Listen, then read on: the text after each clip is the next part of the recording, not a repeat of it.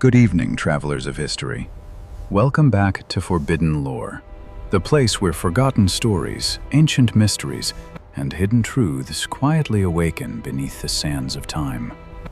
Tonight we are going to follow a road that once stretched farther than imagination itself. A road that crossed deserts where the wind never stops speaking. A road that wound through mountains older than memory.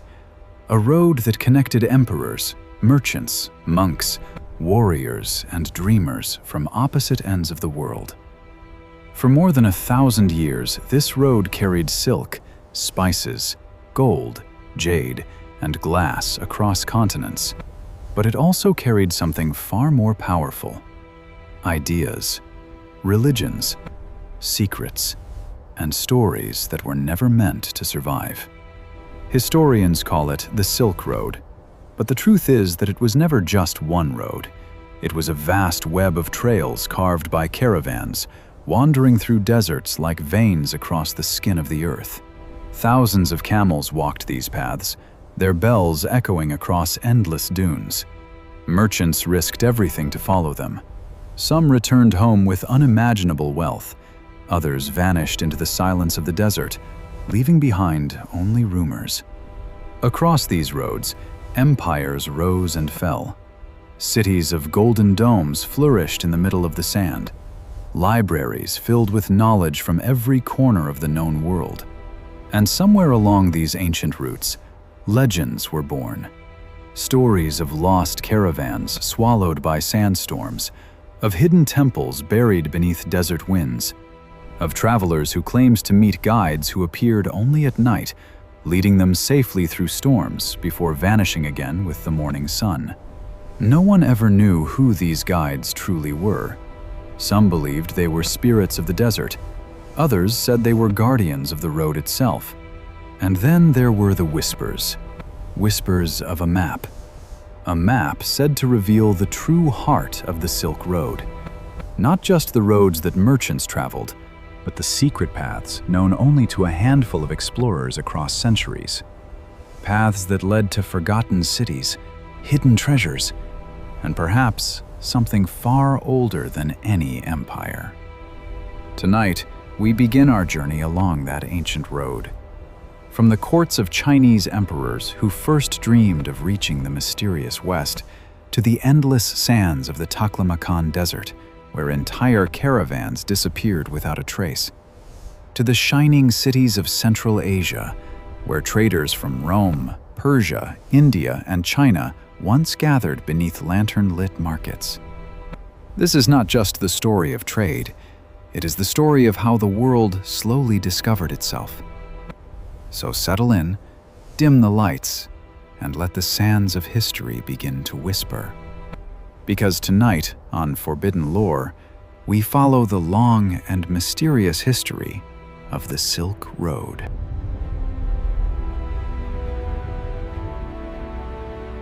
Long before the name Silk Road was ever spoken, before merchants measured their fortunes in silk and spices, the world was far larger and far more mysterious than most people could imagine. Across the vast lands of Eurasia, civilizations rose like distant islands separated by mountains, deserts, and endless grasslands. Each believed itself to be the center of the world. Each believed that beyond the horizon lived only distant tribes and unfamiliar dangers. In the east, the mighty Han Empire ruled over fertile valleys and crowded cities. Its walls stretched across mountains and plains, guarding the empire from the roaming horsemen of the northern steppe. Within the imperial court, scholars wrote carefully on bamboo scrolls, while officials governed millions of people beneath the authority of the emperor. Far to the west, another great power watched the world through its own ambitions. The Roman Empire controlled lands around the Mediterranean Sea, building stone roads that stretched across continents. Roman merchants traded glass, wine, silver, and fine pottery. Yet, even in Rome, stories circulated about distant lands beyond Persia, lands where a mysterious fabric, softer than any wool, was woven by people no Roman had ever seen.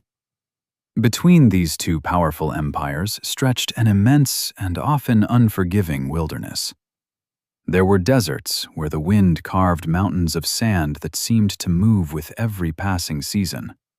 There were jagged mountain ranges whose peaks vanished into clouds and snow. There were endless grasslands where nomadic riders moved like shadows beneath the sky. Few travelers dared to cross these regions. Those who did often vanished without leaving a single trace. And yet, even in those early centuries, whispers of connection had already begun. Small trade routes existed long before any grand road connected east and west. Local merchants traveled between neighboring kingdoms, exchanging salt for grain, jade for horses, copper for spices. Goods moved slowly from one region to the next, passing through many hands across many years. A piece of silk woven in a Chinese village might travel through dozens of markets before reaching the distant lands of Central Asia. A Roman glass cup might pass through Persian traders before appearing in a royal palace somewhere far beyond the deserts. These early exchanges were fragile threads, thin and uncertain, stretching across a vast continent. But history often begins with threads before it becomes a road. In the imperial capital of Chang'an, advisors to the Han Emperor studied troubling reports from the frontier. The nomadic tribes known as the Xiongnu had grown powerful across the northern steppe. Their riders moved swiftly across the grasslands, striking border towns before disappearing again into the open wilderness. The emperor knew that defeating such enemies would require more than soldiers. He needed allies. Somewhere beyond the western deserts, rumors spoke of powerful tribes who had once fought against the Xiongnu. If those tribes could be found, perhaps an alliance could change the balance of power along the frontier. But reaching those distant peoples required a journey no envoy had ever successfully completed. Beyond the empire's western gates stretched lands that few Chinese officials had ever seen. Maps of the region were incomplete. Many of the routes were known only through stories told by wandering traders. The mission would be dangerous, perhaps impossible. Yet one man stepped forward to accept the task. His name was Zhang Qian. At the time, he was not yet a legendary explorer. He was simply a court official with a calm voice and steady determination. He understood that the journey might take years. He understood that he might never return. Still, he volunteered. In the year 138 BCE, Zhang Qian departed from the Han capital with a small group of companions. Their mission was clear in theory, but uncertain in reality. They would travel west across the deserts and mountains in search of the Yuji people, a tribe believed to have once fought the Xiongnu. If they could find them, they would propose an alliance. But the moment they left the protection of the empire, the world changed. The roads became rough trails, used mostly by wandering shepherds and traders. Familiar villages gave way to lonely outposts and wind-swept plains.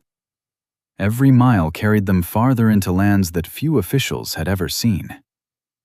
For a time, the journey seemed possible. Then the steppe riders appeared. Not long after leaving the empire's frontier, Zhang Qian and his companions were captured by the Xiongnu. The very people the Han court hoped to defeat now held the imperial envoy as their prisoner. For many travelers, this would have been the end of the story. Years passed in captivity. Zhang Qian was forced to live among the nomadic tribes of the northern steppe. He observed their customs, their horsemanship, their way of life beneath the endless sky. Though he was treated as a captive, he never abandoned the memory of his mission. He waited. Time moves differently on the open grasslands. Seasons rise and fall like waves across the earth. Winters bring harsh winds that sweep across frozen plains. Summers fill the horizon with tall grass and distant thunder.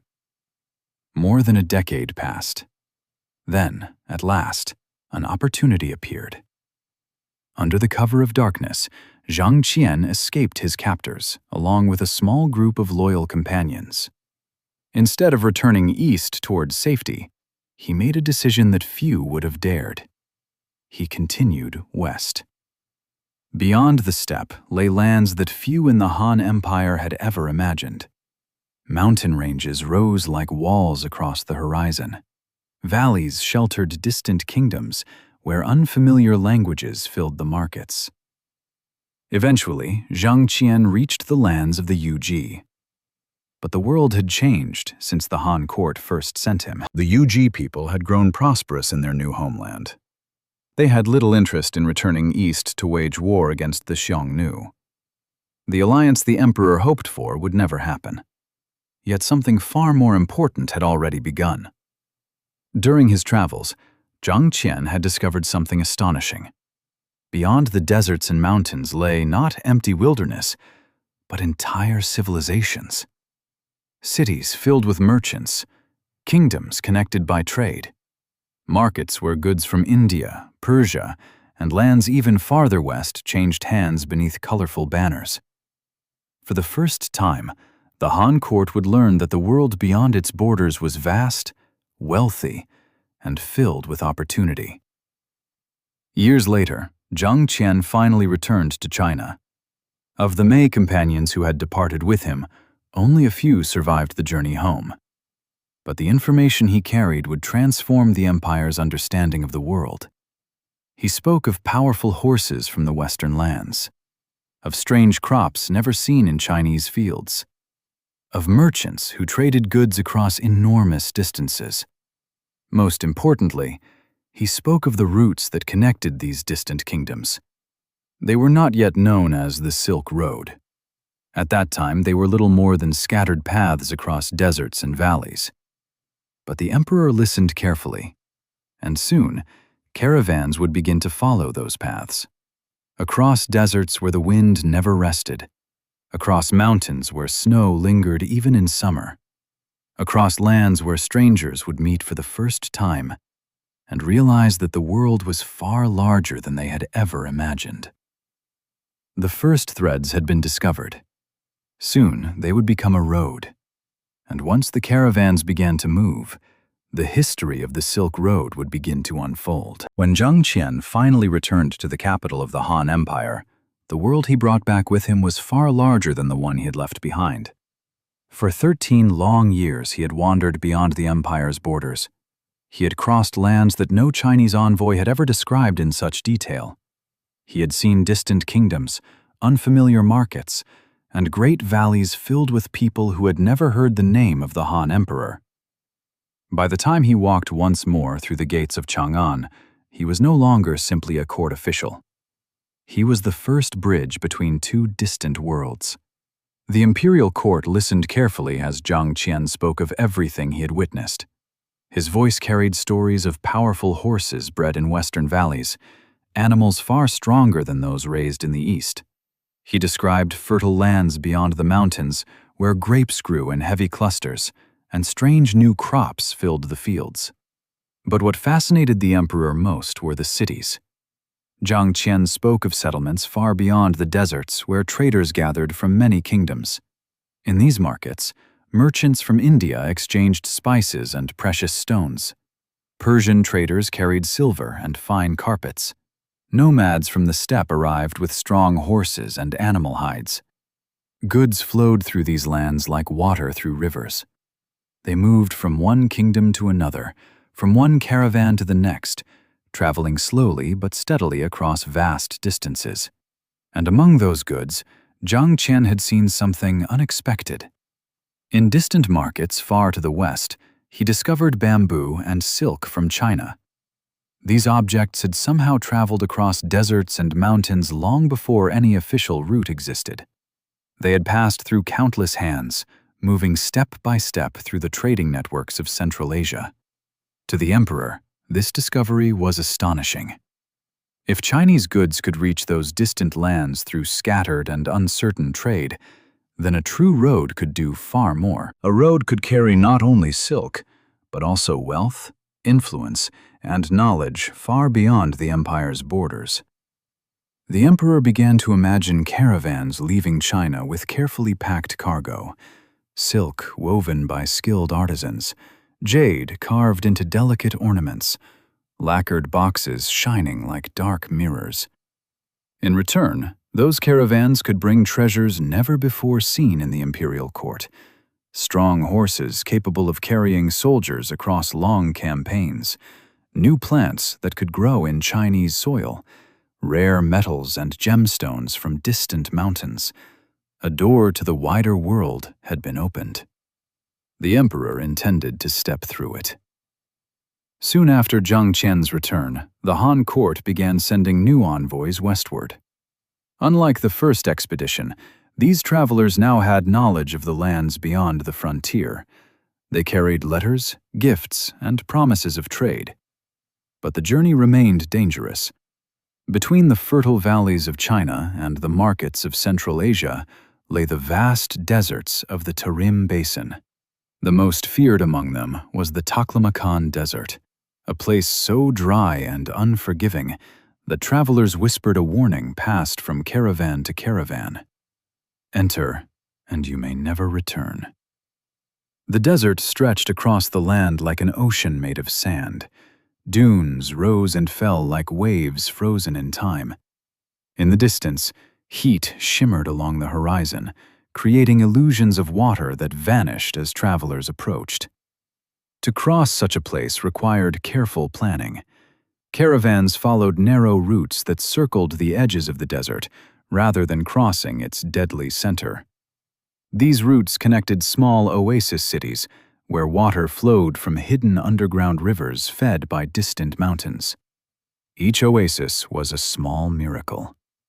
After days of walking through burning sands, travelers would see green trees rising against the horizon. Palm groves shaded cool wells. Mud brick houses clustered around quiet markets. Farmers cultivated narrow fields nourished by precious water. These oasis towns became lifelines for anyone traveling through the region. Names like Khotan, Kashgar, and Dunhuang slowly became known to merchants and envoys. Each offered food, shelter, and fresh animals before the next stage of the journey began. Yet even along these routes, danger never disappeared. Sandstorms could rise without warning, darkening the sky and swallowing entire caravans in choking clouds of dust.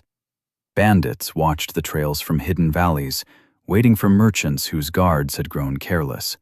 And sometimes, travelers simply vanished. Centuries later, explorers would uncover the remains of ancient settlements buried beneath layers of sand. Wooden houses still stood where their owners had left them. Abandoned tools rested beside empty wells. It was as if entire communities had disappeared overnight. In the early days of westward exploration, stories like these spread quickly among merchants. Some believed the desert itself was alive, shifting its sands to swallow those who traveled too boldly. Others spoke of strange lights appearing on the dunes at night, guiding some travelers safely toward water, while leading others deeper into the wasteland. Whether these tales were true, or simply the imagination of exhausted travelers, no one could say. But one truth remained clear. Crossing the deserts of Central Asia demanded courage. Despite the dangers, the promise of trade proved stronger than fear. More and more merchants began to follow the routes described by Zhang Qian. They traveled in caravans for safety, sometimes numbering dozens or even hundreds of animals. The most valuable companion on these journeys was not a soldier or a guide. It was the camel. Bactrian camels, with their thick fur and two sturdy humps, were perfectly suited for the harsh climate of the desert. They could carry heavy loads for long distances and survive with little water. Their slow and steady pace became the rhythm of the early Silk Road. Across long stretches of sand, the bells tied around their necks created a soft and constant music that echoed across the dunes. Travelers said that if you listened carefully at night, when the wind had grown quiet, you could hear the distant bells of caravans still moving through the darkness. It was a sound that meant life. It meant that the road was still alive. Back in the imperial capital, the Han Emperor watched these developments with great interest. Reports arrived describing distant kingdoms eager to trade with China. Among them was a powerful land known as Fergana, famous for its extraordinary horses. These animals were unlike any the Chinese had seen before. Tall, powerful, and capable of enduring long journeys, they were prized by warriors across Central Asia. Legends surrounded them. Some travelers claimed these horses sweated blood after long rides across the mountains. Others believed they were descended from heavenly creatures sent down to earth. The emperor desired these horses greatly. To him, they represented not only strength, but also the growing connection between China and the Western lands. If such treasures could travel east, then silk could travel west in equal measure. Soon, the first true caravans began leaving the borders of the Han Empire. They moved slowly but steadily across the desert routes. Bundles of silk were carefully wrapped to protect them from sand and sun. Jade figurines rested in padded chests. Rolls of fine cloth waited to be traded for silver, horses, and rare spices. With every journey, the road became more real. It was no longer just an idea born from one explorer's reports. It was becoming a living path across the continent. Merchants began to recognize familiar stopping points. Guides learned which wells held the freshest water. Caravan leaders passed down knowledge of safe routes and dangerous valleys. The scattered threads of trade were weaving themselves into something far stronger. A network, a road that would one day connect the far edges of the known world. And somewhere along those growing paths, new stories were already beginning to form. Stories of travelers who vanished into the desert, of merchants who returned with fortunes greater than kings, and of a mysterious figure sometimes seen walking beside caravans during the worst sandstorms. A silent guide, wrapped in desert robes, a traveler who seemed to know every hidden path across the sands. Those who followed this guide often survived storms that should have destroyed them, but when the winds settled and the sun returned, the stranger was always gone. No footprints remained in the sand. Only the distant ringing of camel bells continued along the road that was slowly becoming the Silk Road. Once the first routes across the deserts and mountains had been discovered, a new kind of traveler began to appear along the western edges of the Han Empire. They were not soldiers sent to guard the frontier. They were not diplomats carrying messages between kings. They were merchants. At first, they came in small numbers. A handful of traders with several camels and a few trusted companions would gather near the western gates of the empire, studying maps drawn from the reports of explorers like Zhang Qian. They listened carefully to the stories of guides who had already crossed the deserts. Every journey required patience. No one rushed into the wilderness. Supplies were counted again and again. Water skins were carefully inspected for leaks. Dried meat, grain, and fermented tea were packed into wooden chests. Bolts of silk were wrapped in layers of cloth to protect them from dust and moisture. Each item had its place. In the markets of Chang'an, silk merchants prepared their finest goods for these distant expeditions. The fabric shimmered softly in the sunlight, lighter than wool, smoother than linen, and unlike anything produced in the Western kingdoms. For centuries, the art of silk making had been one of China's greatest secrets. Silkworms were raised carefully in quiet rooms, where mulberry leaves were brought fresh every day.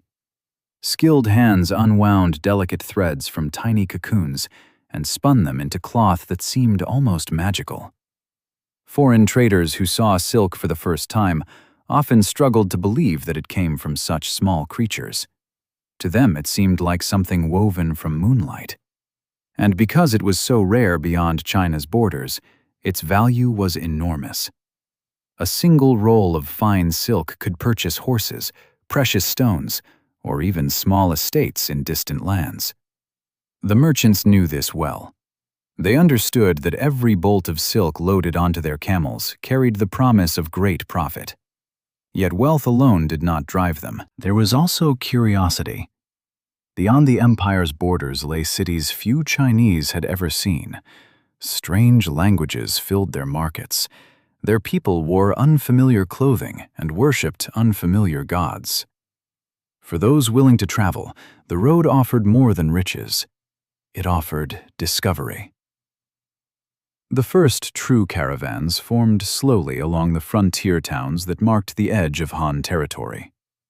Traders from many regions gathered together, combining their resources for safety. A caravan might include 30 camels, sometimes 50, occasionally even more. Each animal carried heavy packs balanced carefully across its back. The loads were tied with thick ropes that creaked softly as the camels shifted their weight. Bells were often fastened around their necks. The sound was gentle and rhythmic, a constant ringing that helped travelers locate one another when dust storms swept across the desert. At dawn, the caravan would begin to move. The camels walked slowly but steadily, their wide feet pressing deep into the sand. Guides rode at the front, watching the horizon for signs of shifting dunes or distant landmarks. Behind them came the merchants and their guards. Some carried spears or curved swords. Others held bows ready in case bandits appeared among the hills. Every traveler understood the risks. The deserts beyond the frontier had no mercy for those who traveled unprepared. Days stretched into weeks. The sun burned fiercely during the day, turning the sand into a blinding sea of light. Travelers wrapped cloth across their faces to protect their eyes and lungs from dust. At night, the desert became cold and silent. Campfires flickered beneath the stars, while merchants shared stories of the lands they hoped to reach. Some dreamed of the cities of Central Asia, where traders from India and Persia filled the markets with goods from across the known world. Others spoke of even more distant places. Humors circulated of a powerful empire far to the west, where people built enormous stone cities and paved roads that stretched for hundreds of miles. Most merchants had never seen such places, but the road promised that one day someone might. After several weeks of travel, the caravans would reach their first oasis towns. These settlements were small but vibrant, standing like green jewels against the endless desert. Trees lined narrow canals that carried water from distant mountains. Farmers worked fields of wheat and barley beside groves of fruit trees. The arrival of a caravan brought excitement to these quiet communities. Children gathered along the roads to watch the long line of camels enter the town gates. Merchants from local markets hurried forward to examine the goods carried from the east. Silk always drew the largest crowds. Its colors seemed to glow beneath the desert sun. Crimson, gold, deep blue, and pale silver cloth unfolded like flowing water between the hands of traders. In exchange, the caravan received items rarely seen within China. Turquoise stones from distant mountains, woolen carpets woven with intricate patterns, dried fruits and fragrant spices carried from lands even farther west. These oasis towns were more than simple rest stops. They were the first meeting places of many civilizations. Languages blended in the markets. Chinese merchants spoke through interpreters with Persian traders and nomadic horsemen from the steppe. Stories traveled just as easily as goods. Every traveler carried news from distant lands. Some spoke of wars between kingdoms across the mountains. Others described new cities rising along the trade routes. And occasionally, someone would share a story that no one could quite explain. Among caravan travelers, there was a quiet legend that began to spread during these early years.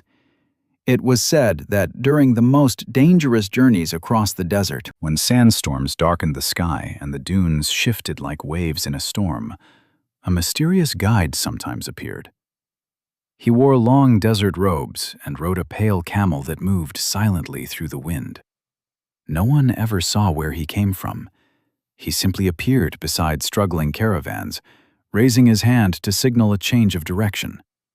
If the caravan followed him, they often found shelter behind rocky ridges or hidden valleys where the storm could not reach them. But once the danger had passed, the guide would vanish. Some swore they saw him ride away into the dunes. Others claimed he simply disappeared with the morning light. No footprints remained behind him. No one knew his name. At first, these stories were dismissed as the imagination of exhausted travelers. But as more caravans crossed the desert, the rumors continued. Different merchants described the same figure, the same pale camel, the same silent guidance during the worst storms. No one could explain how the stranger always seemed to know exactly where the caravan needed to go. Years later, some travelers would insist that the mysterious guide had been seen long before the Silk Road truly existed, as if he had always walked the desert paths, waiting for the day when the caravans would finally arrive.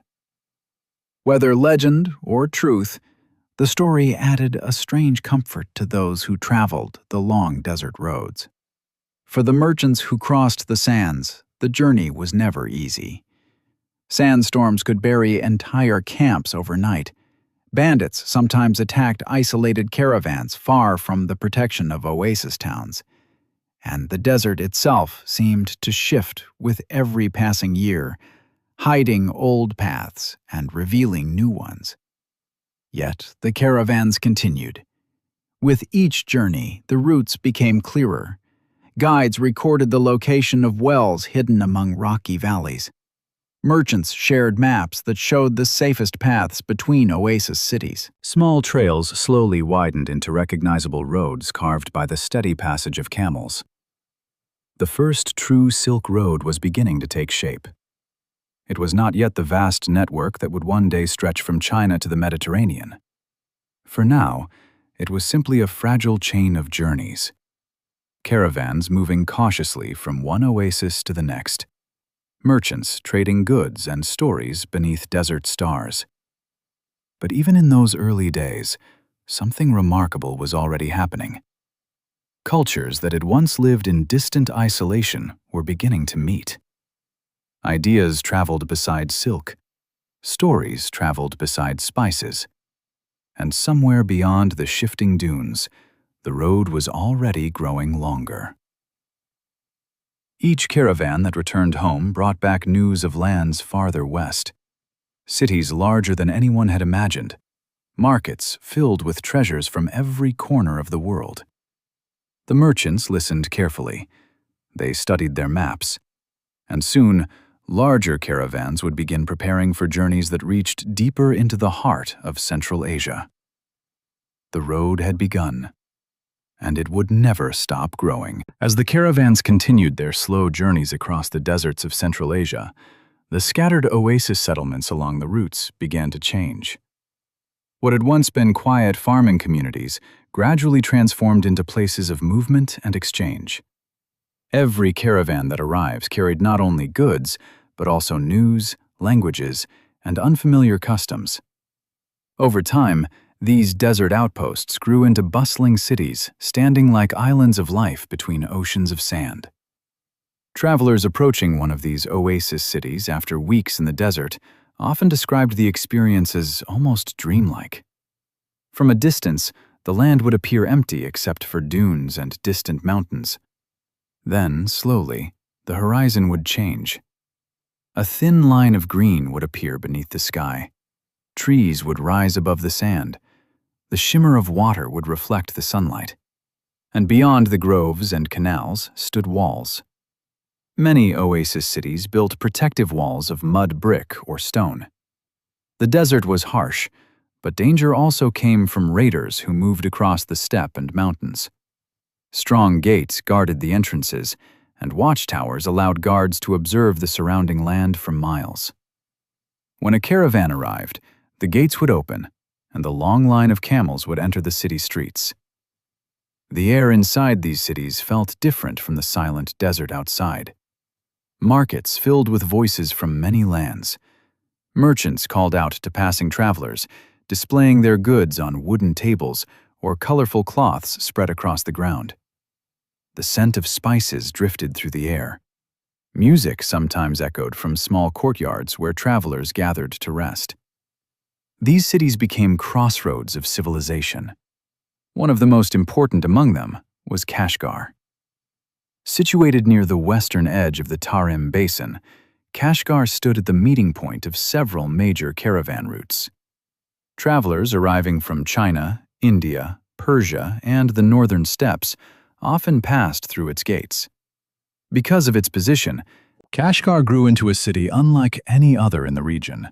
In its markets, Chinese silk merchants bargained with Persian traders wearing long robes embroidered with silver thread. Nomadic horsemen from the steppe arrived with powerful animals bred for endurance and speed. Indian merchants displayed bright spices that filled the air with unfamiliar aromas. Dozens of languages could be heard in a single marketplace. No single culture dominated the city. Instead, Kashgar became a place where traditions blended together in unexpected ways. Caravans rarely stayed long. Most remained in the city for several days while animals rested and supplies were replenished. Water skins were refilled, camels were checked for injuries, guards were hired for the next stage of the journey. But during those few days, merchants exchanged more than goods. They exchanged knowledge. Stories traveled quickly in these cities. News of distant wars, new trade opportunities, and dangerous roads spread from caravan to caravan. Travelers often gathered in tea houses where maps were drawn in the dust across wooden tables. Some described valleys filled with wild horses in the lands of Fergana. Others spoke of distant kingdoms beyond the mountains, where strange coins made of silver and gold were used for trade. Occasionally, someone claimed to have traveled so far west that the sun itself seemed to sink into an endless sea. Most listeners considered such tales exaggerations. Yet every year the road seemed to grow longer. Another important city along the developing trade routes was Khotan. Unlike many desert settlements, Khotan possessed a natural treasure that made it famous across the region: jade. For centuries, the rivers flowing down from the nearby mountains carried smooth stones of pale green and white jade. These stones were prized throughout China for their beauty and strength. Skilled artisans carved them into ornaments, ceremonial objects, and delicate sculptures. Merchants arriving in Khotan often brought silk to exchange for these precious stones.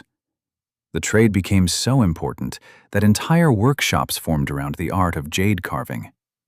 Visitors walking through the city could hear the constant scraping of tools shaping the hard stone into graceful forms. Yet, Khotan held another secret that would later become legendary. For generations, the Chinese had guarded the knowledge of silk production with extraordinary care. The methods used to raise silkworms and spin their delicate threads were considered one of the empire's most valuable secrets. According to ancient stories whispered along the Silk Road, that secret did not remain hidden forever. One legend tells of a princess who left China to marry a distant king in Khotan. Before departing, she concealed silkworm eggs and mulberry seeds within her elaborate headdress. When she arrived in her new homeland, she revealed the hidden treasure and taught the people of Khotan the art of silk production. Whether the story was entirely true remains uncertain, but over time, Khotan did become one of the few places outside China where silk was produced. Such stories gave the Silk Road an air of mystery that fascinated travelers. Many believed that the desert routes were filled not only with trade, but also with secrets carried quietly from one kingdom to another. Further west along the growing network of caravan paths stood another city that would one day become one of the most famous trading centers in the world: Samarkand. Unlike the smaller oasis settlements of the Tarim Basin, Samarkand was surrounded by fertile lands, nourished by rivers flowing down from distant mountains. Fields stretched across the valleys, producing grain and fruit in abundance. Because of this natural wealth, Samarkand grew quickly as trade along the Silk Road expanded. Travelers described its markets as some of the most vibrant anywhere along the caravan routes. Colorful fabrics from China hung beside carpets woven in Persia. Metalworkers hammered bronze and iron into tools and ornaments. Scholars and scribes gathered in quiet courtyards to discuss philosophy and science brought from distant lands. In cities like Samarkand, knowledge traveled just as freely as goods. A traveler might arrive carrying stories from India about new ideas in mathematics. Another might bring religious teachings from the West. Step by step, the Silk Road began to carry more than merchandise. It carried the thoughts and beliefs of entire civilizations. Yet even as these cities flourished, the desert remained unpredictable. Sandstorms could still strike without warning. Entire caravan trails sometimes vanished beneath shifting dunes. Some oasis settlements were slowly buried over generations as the winds changed direction. Travelers occasionally passed ruined towns half swallowed by sand. Broken walls stood silent beneath drifting dunes. Empty houses remained where families had once lived beside fertile fields. Wells lay dry and abandoned. No one could say exactly when these places had fallen. Some believed the desert had simply reclaimed them over time. Others believed something more mysterious had happened. One story, often told among caravan guards, spoke of a city that vanished in a single night during a terrible sandstorm. When travelers later passed through the region, they found only the tops of towers barely visible above the dunes. Beneath the sand, they said, the entire city still slept. Stories like these filled the evenings of many caravans resting in oasis courtyards. Yet even with such warnings, merchants continued to travel the roads. The wealth flowing through these cities was simply too great to ignore. Silk remained the most prized cargo moving westward. In return, the eastern caravans carried back horses, glassware, spices, precious stones, and rare metals. Each successful journey strengthened the trade routes. Maps improved. Guides became more experienced. Caravan leaders passed their knowledge down to younger travelers eager to follow the same roads. Over time, the scattered paths connecting oasis cities formed a network that stretched across thousands of miles. From the walls of Chang'an in the east to the distant valleys of Central Asia in the west, a vast system of trade was beginning to take shape. No single empire controlled it entirely. No single road defined it. It was a living network, built by countless travelers who walked the deserts and mountains year after year. And as the cities along those routes grew richer and more crowded, the Silk Road was quietly transforming the world. People who had once lived in distant isolation were beginning to understand that they shared the same vast continent. Yet the road still held many mysteries. Caravans continued to disappear from time to time along the desert routes. Sometimes only scattered cargo was found weeks later, half buried beneath the sand. And once in a while, survivors of violent storms told the same strange story. During the darkest moments of the storm, when the wind roared so loudly that voices could not be heard, a lone rider would appear through the swirling sand, wrapped in pale robes, guiding a silent camel across the dunes. Those who followed him often found their way back to safety, but like a mirage fading beneath the morning sun, the mysterious guide was always gone when the storm ended. No one knew where he came from, yet his legend continued to travel the roads between the cities of sand and stone. By the time the oasis cities of Central Asia had grown into thriving crossroads of trade, the caravans that moved between them had changed as well. The early journeys had been cautious and small. A few merchants with several camels would cross the desert together, hoping their supplies would last long enough to reach the next oasis. But as the road became more familiar and trade grew richer, the caravans became larger, much larger. Some stretched across the desert like moving villages. Travelers who watched them pass often described the sight with quiet amazement. Hundreds of camels walking in long, patient lines across the dunes. Guards riding alongside them with spears and bows. Merchants walking beside their cargo, carefully watching the loads tied across the animals' backs. And above it all came the sound. Each camel carried a small bell fastened near its neck. The bells were not meant to be loud. Their purpose was simple. When dust storms or darkness separated members of the caravan, the sound of the bells helped travelers find one another again. But when hundreds of camels traveled together, the combined sound became something remarkable. A soft, endless music drifting across the desert. 1,000 bells moving slowly through the wind. For travelers resting at distant wells or oasis towns, the faint ringing carried across the dunes long before the caravan itself appeared on the horizon. It was a signal that the road was alive. Among the many caravans that traveled the Silk Road during these early centuries, one in particular would become the subject of stories repeated for generations. Merchants later called it the Caravan of 1,000 Bells. Whether the number was exact or simply an exaggeration born from memory, no one could say for certain. But the caravan was said to have been one of the largest ever assembled during the early years of Silk Road trade. It began in the markets of Chang'an during a season of prosperity. Silk production had been abundant that year. Warehouses near the city gates were filled with bolts of shimmering fabric waiting to be sold. Merchants from many regions gathered in the capital, hoping to claim the most profitable goods for the long journey west. Among them was a wealthy trader named Wei Liang. Wei Liang had spent most of his life traveling between the frontier towns and the oasis cities beyond the desert. He knew the routes well. He had survived sandstorms, negotiated with tribal leaders, and traded with merchants from lands he could barely pronounce. But he believed that the road still held greater possibilities. Rumors had begun to circulate in the markets of Kashgar and Samarkand about distant kingdoms far beyond the mountains. In those lands, merchants claimed that silk could be exchanged for treasures beyond imagination. Gold coins stamped with unfamiliar rulers, glass vessels clearer than water, and rare manuscripts written in languages unknown to Eastern scholars. Wei Liang decided to attempt something few merchants had dared before.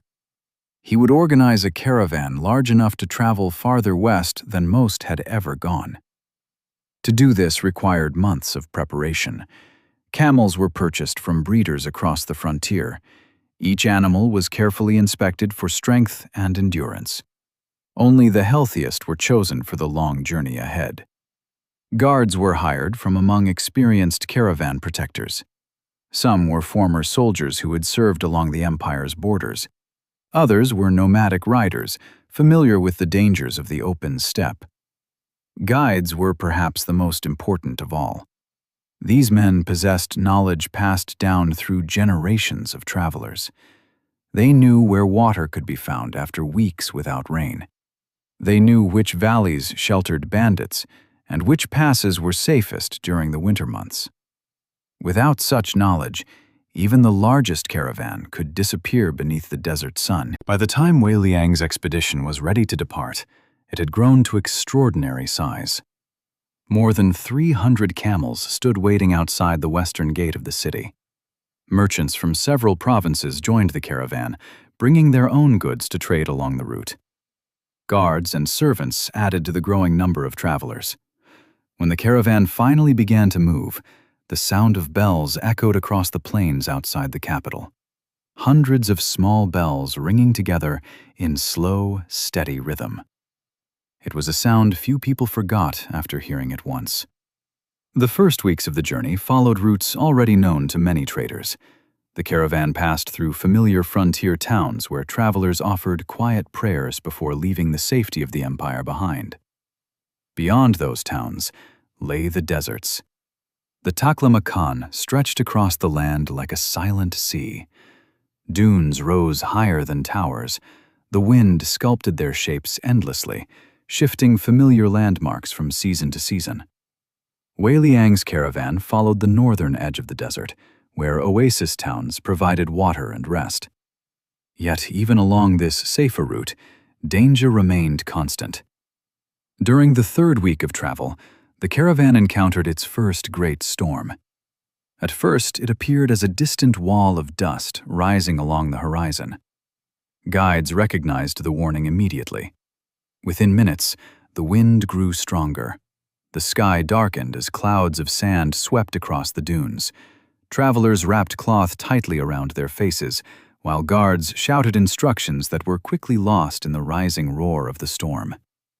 Camels knelt low against the ground as their handlers struggled to secure the cargo. For hours, the storm raged. The world disappeared into swirling sand and darkness. Many caravans had been destroyed by storms like this. When the wind finally weakened and the dust settled, Wei Liang's caravan slowly rose from the sand. A careful count began. Camels were located one by one through the sound of their bells. Travelers searched the dunes for companions who might have been separated during the storm. Remarkably, most of the caravan had survived. Only a handful of animals were missing, but as the merchants regrouped and prepared to continue their journey, one of the younger guards approached Wei Liang with an unusual report. During the height of the storm, when visibility had nearly vanished, several travelers claimed they had seen a figure moving ahead of the caravan. A lone rider, guiding a pale camel through the blowing sand. At first, the guards assumed it must be one of their own guides, but when they counted the guides after the storm, none had ridden ahead during the worst winds. The description matched a story many caravan travelers already knew. The silent desert guide, the one who appeared during the most dangerous storms. Wei Liang listened quietly to the report. He did not confirm the story, but neither did he dismiss it. Many experienced travelers had heard similar accounts. Some claimed the mysterious guide had saved their caravans from wandering into deadly regions of the desert. Others believed the figure was nothing more than a mirage, created by exhaustion and fear. Yet the same description appeared again and again in different stories. A rider wrapped in pale robes, a silent camel moving through the storm, guiding lost caravans towards safety. Wei Liang simply ordered the caravan to continue. The road ahead still stretched thousands of miles across deserts and mountains. Whatever the travelers had seen during the storm, the journey itself remained real. Weeks passed. The caravan moved from oasis to oasis across the northern desert routes. At each city, the sight of such a large expedition attracted crowds of curious traders and local residents. Merchants gathered to examine the silk carried from the east. In return, Wei Liang's caravan acquired new cargo: precious jade from Khotan, bright carpets woven in the valleys beyond Kashgar, rare spices brought north by Indian traders. The caravan grew richer with every stop. Yet the farther west they traveled, the more unfamiliar the world became. Languages changed. Coins used in trade bore strange symbols. Temples dedicated to unfamiliar gods appeared beside the roads. For many members of the caravan, this was the farthest they had ever traveled from home. But Wei Liang intended to go farther still. Beyond the mountains of Central Asia lay lands few Chinese merchants had seen with their own eyes. Cities whispered about in caravan markets, places where silk was said to be valued like treasure beyond measure. The caravan of 1,000 bells continued westward across the growing network of roads. Day after day, week after week, across valleys, deserts, and mountain passes, The bells of their camels echoed through lands where the Silk Road was only beginning to reveal its full reach. And somewhere along the distant dunes behind them, the desert wind erased the tracks they had left behind, as if the road itself were still deciding which travelers would be remembered. By the time great caravans like the Caravan of 1,000 Bells began moving regularly across Central Asia, one thing had become unmistakably clear to every merchant who traveled the long road. Silk was unlike any other commodity on Earth. It was not merely a fabric, it was a mystery. When Western traders first encountered silk, many struggled to understand how such a material could exist at all. It was softer than the finest wool, lighter than linen, and yet strong enough to last for generations if carefully preserved. Under sunlight, it shimmered like flowing water. Under torchlight, it seemed almost alive. In the distant cities of Central Asia, merchants would gather around bolts of Chinese silk with quiet fascination. Fingers brushed the surface of the cloth as if confirming that it was real. In lands far to the west, the demand for silk had already begun to grow into something close to obsession. Among the wealthiest citizens of Rome, silk garments became symbols of unimaginable luxury. Roman writers described the fabric with a mixture of admiration and suspicion. Some believed silk was harvested from mysterious trees that grew only in the distant east. Others imagined it was combed from the fur of rare animals living beyond the mountains of Asia. The truth was far more surprising, but for centuries, that truth remained one of the most carefully guarded secrets in the world. Inside China, the process of creating silk had been refined over thousands of years. Entire communities dedicated themselves to the delicate art known as sericulture, the cultivation of silkworms. The process began with tiny eggs no larger than grains of sand. When the eggs hatched, small pale worms emerged and began feeding on fresh mulberry leaves. For weeks, the worms ate almost constantly, growing larger as they prepared for the next stage of their brief lives. Then something remarkable happened. Each silkworm began to spin a cocoon around itself using a single continuous thread produced from its body. The thread was astonishingly fine, yet incredibly strong. A single cocoon could contain hundreds of meters of this delicate filament.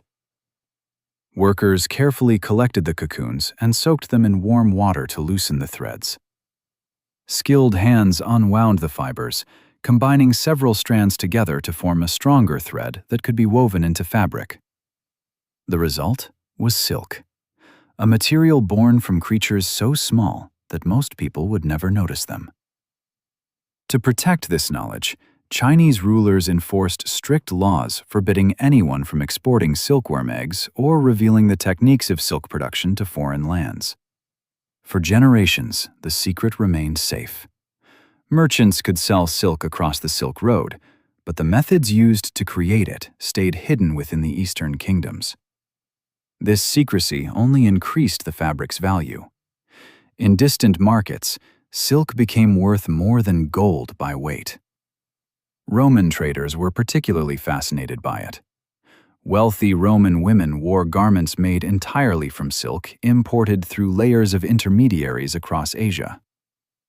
Yet many Roman philosophers criticized this growing fascination.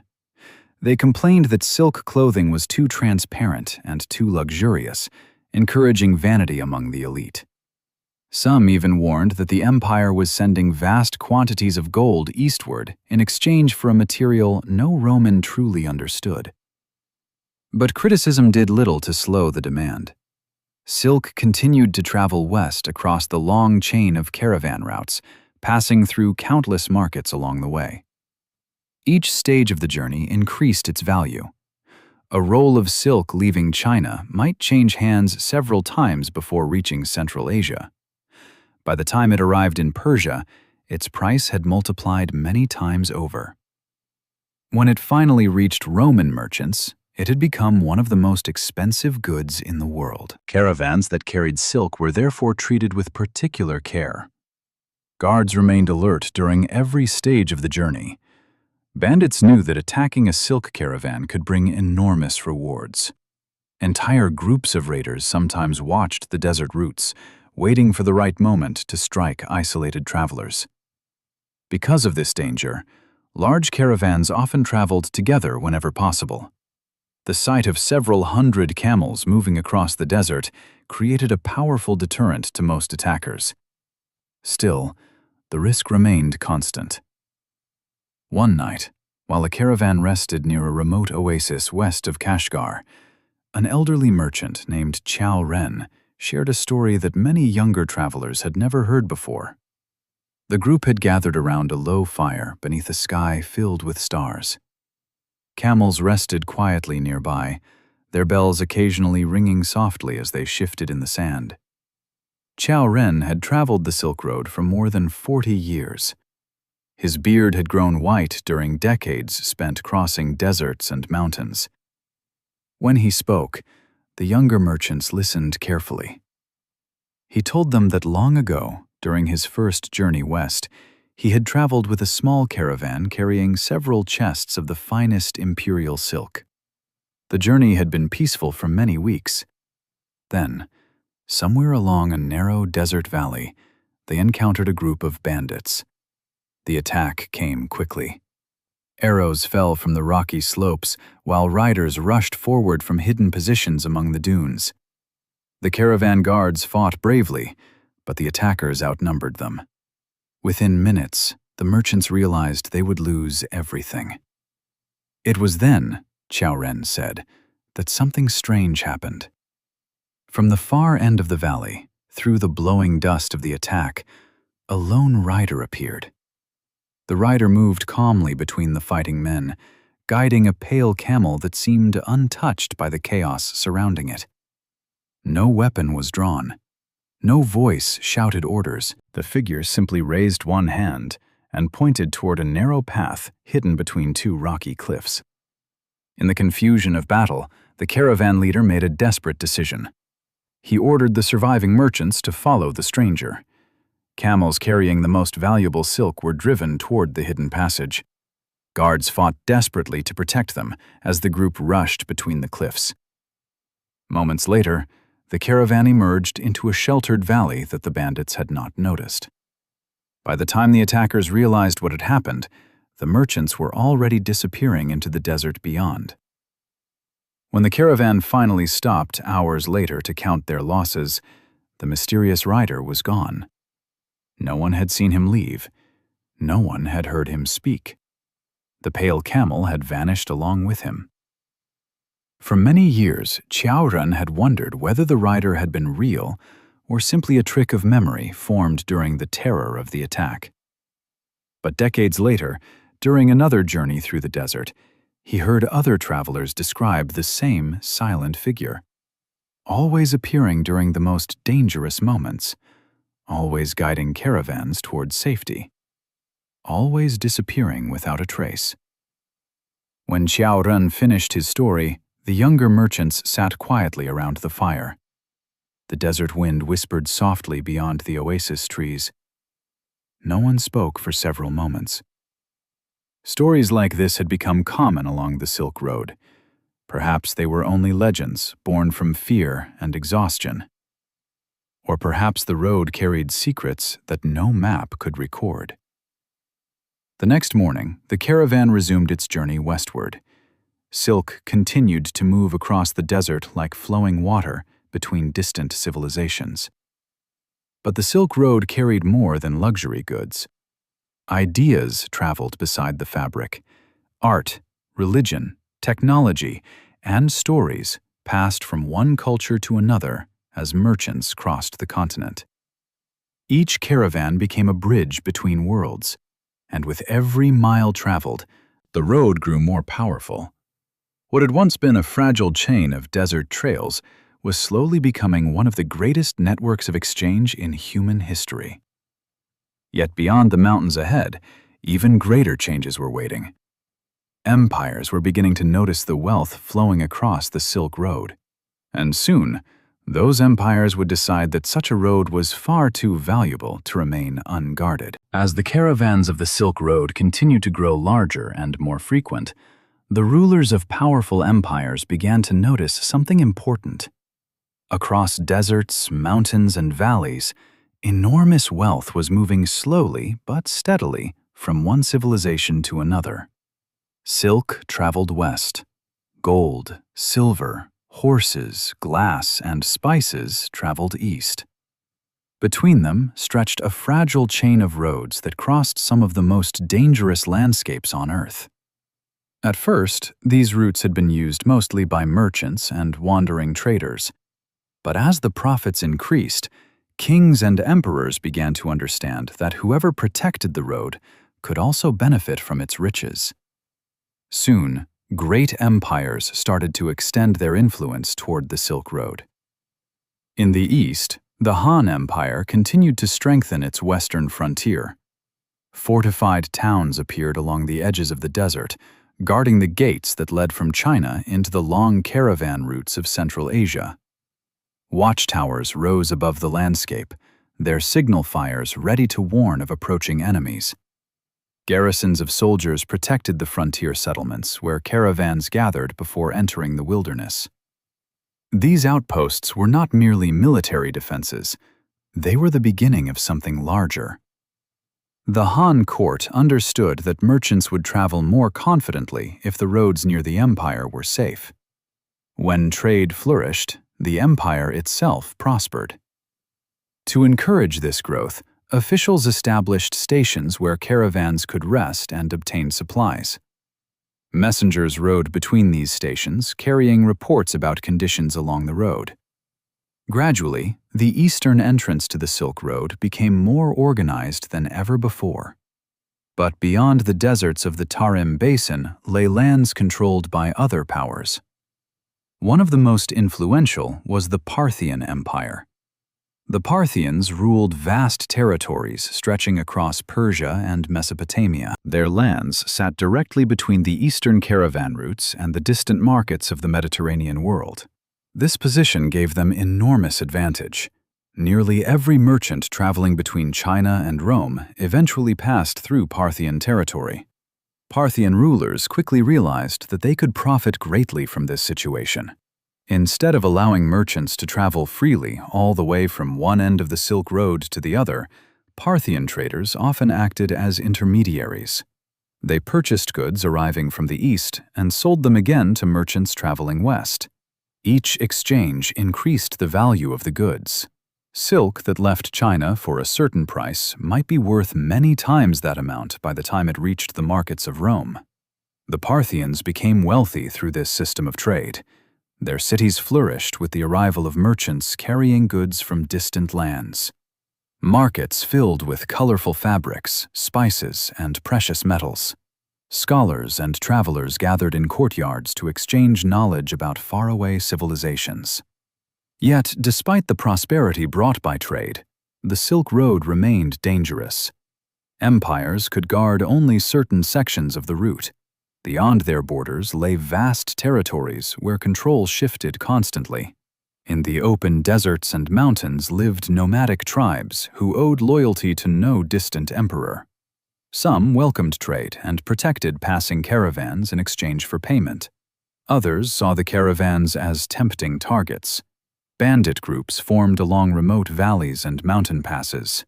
They studied the movement of caravans, learning which routes carried the most valuable goods. A successful raid could provide enough wealth to sustain a group for months. Because of this threat, caravans developed new strategies for survival. Large expeditions became even more common. Hundreds of camels traveling together were far less vulnerable than small, isolated groups. Caravan guards became highly respected professionals along the Silk Road. Many were former warriors who had learned the art of battle in distant conflicts. They carried curved swords, strong bows, and long spears designed to strike from horseback. Their job was simple, but dangerous: protect the caravan at all costs. These guards rode alongside the merchants day and night. During the journey, they watched the hills and valleys for any sign of movement. At night, they took turns standing watch, while the rest of the caravan slept beneath the stars. In the oasis cities, travelers often exchanged news about which regions of the road were safe and which had become dangerous. Sometimes entire routes had to be abandoned for months or even years if bandit activity grew too strong. But even with these precautions, the Silk Road could never be fully controlled. The land itself refused such authority. Mountains rose like enormous barriers between kingdoms. Deserts shifted constantly, burying old trails beneath fresh dunes. Storms appeared without warning. Entire caravans occasionally vanished without leaving clear evidence of what had happened. It was in such an uncertain world that the legends of the Silk Road continued to grow. Among caravan travelers, there were many stories about lost cities, buried treasures, and strange encounters in the desert. But one story appeared again and again in different places along the road. The story of the Silent Guide. By now the legend had traveled across thousands of miles. Merchants in Kashgar spoke of him. Guards in Samarkand claimed their fathers had once seen him. Even travelers arriving from Persian lands told similar stories around evening fires. The descriptions were always remarkably consistent. A lone rider, wrapped in pale desert robes, a calm presence moving through storms or darkness, a pale camel walking quietly beside him. Those who encountered the figure rarely heard him speak. Most said he communicated only through gestures, pointing toward hidden paths or safer routes, and once the danger had passed, he vanished. Some believed the guide was a spirit of the desert, a guardian watching over the ancient paths long before caravans began to travel them. Others suggested he might be a wandering hermit who had spent so many years in the desert that he understood its secrets better than anyone else. A few travelers even whispered that the same guide had appeared to caravans across different generations, as if he had lived for centuries. Most people dismissed such ideas as superstition, yet the stories continued. In a world where survival often depended on luck and courage, the idea that someone might be watching over the road offered a strange kind of comfort. Meanwhile, the empires surrounding the Silk Road continued to grow more interested in the wealth flowing through the region. Roman merchants in the West developed a powerful appetite for Eastern goods. Silk garments became symbols of status among the Roman elite. Wealthy families paid enormous sums for fabric that had traveled thousands of miles across Asia. Roman writers complained that the empire was losing vast amounts of gold to the mysterious lands of the East. But the trade continued. Across the continent, caravans moved like slow rivers of commerce connecting distant civilizations. Chinese silk passed through the hands of Persian traders. Roman glassware traveled east toward cities that had never seen such craftsmanship before. Spices from India appeared in markets far beyond their place of origin. Each journey strengthened the road. Each exchange connected cultures that had once lived in complete isolation from one another. The Silk Road was becoming more than a network of trade routes. It was becoming a bridge between worlds. Yet, the greater the wealth that traveled these roads, the greater the temptation for those who wished to control them. In the centuries ahead, powerful rulers would rise who believed they could bring order to the vast lands of Central Asia. Some would attempt to dominate the Silk Road through conquest. Others would seek to protect it in order to profit from its endless flow of goods. But for the merchants and travelers who walked the road each year, one truth remained unchanged. No empire truly controlled the Silk Road. It belonged to the caravans, to the camels whose bells echoed across the dunes, to the merchants who risked everything in pursuit of distant markets. And perhaps, if the old stories were true, to the silent figure who sometimes appeared when the desert storms grew darkest. For many years, the Silk Road had been known primarily as a road of merchants. Caravans crossed deserts carrying silk, spices, precious stones, metals, and countless other goods that flowed slowly between distant civilizations. Traders bargained in crowded markets, guards protected valuable cargo, and emperors watched carefully as wealth passed through their lands. But as the centuries unfolded, another kind of traveler began to appear along these same desert roads. They carried no chests of silver. They rode beside no caravan of treasure. Their journey was guided not by profit, but by belief. They were monks. Among the many religions that existed across Asia during this time, one in particular began to follow the Silk Road farther and farther from its homeland: Buddhism. The teachings of the Buddha had first spread across northern India centuries earlier.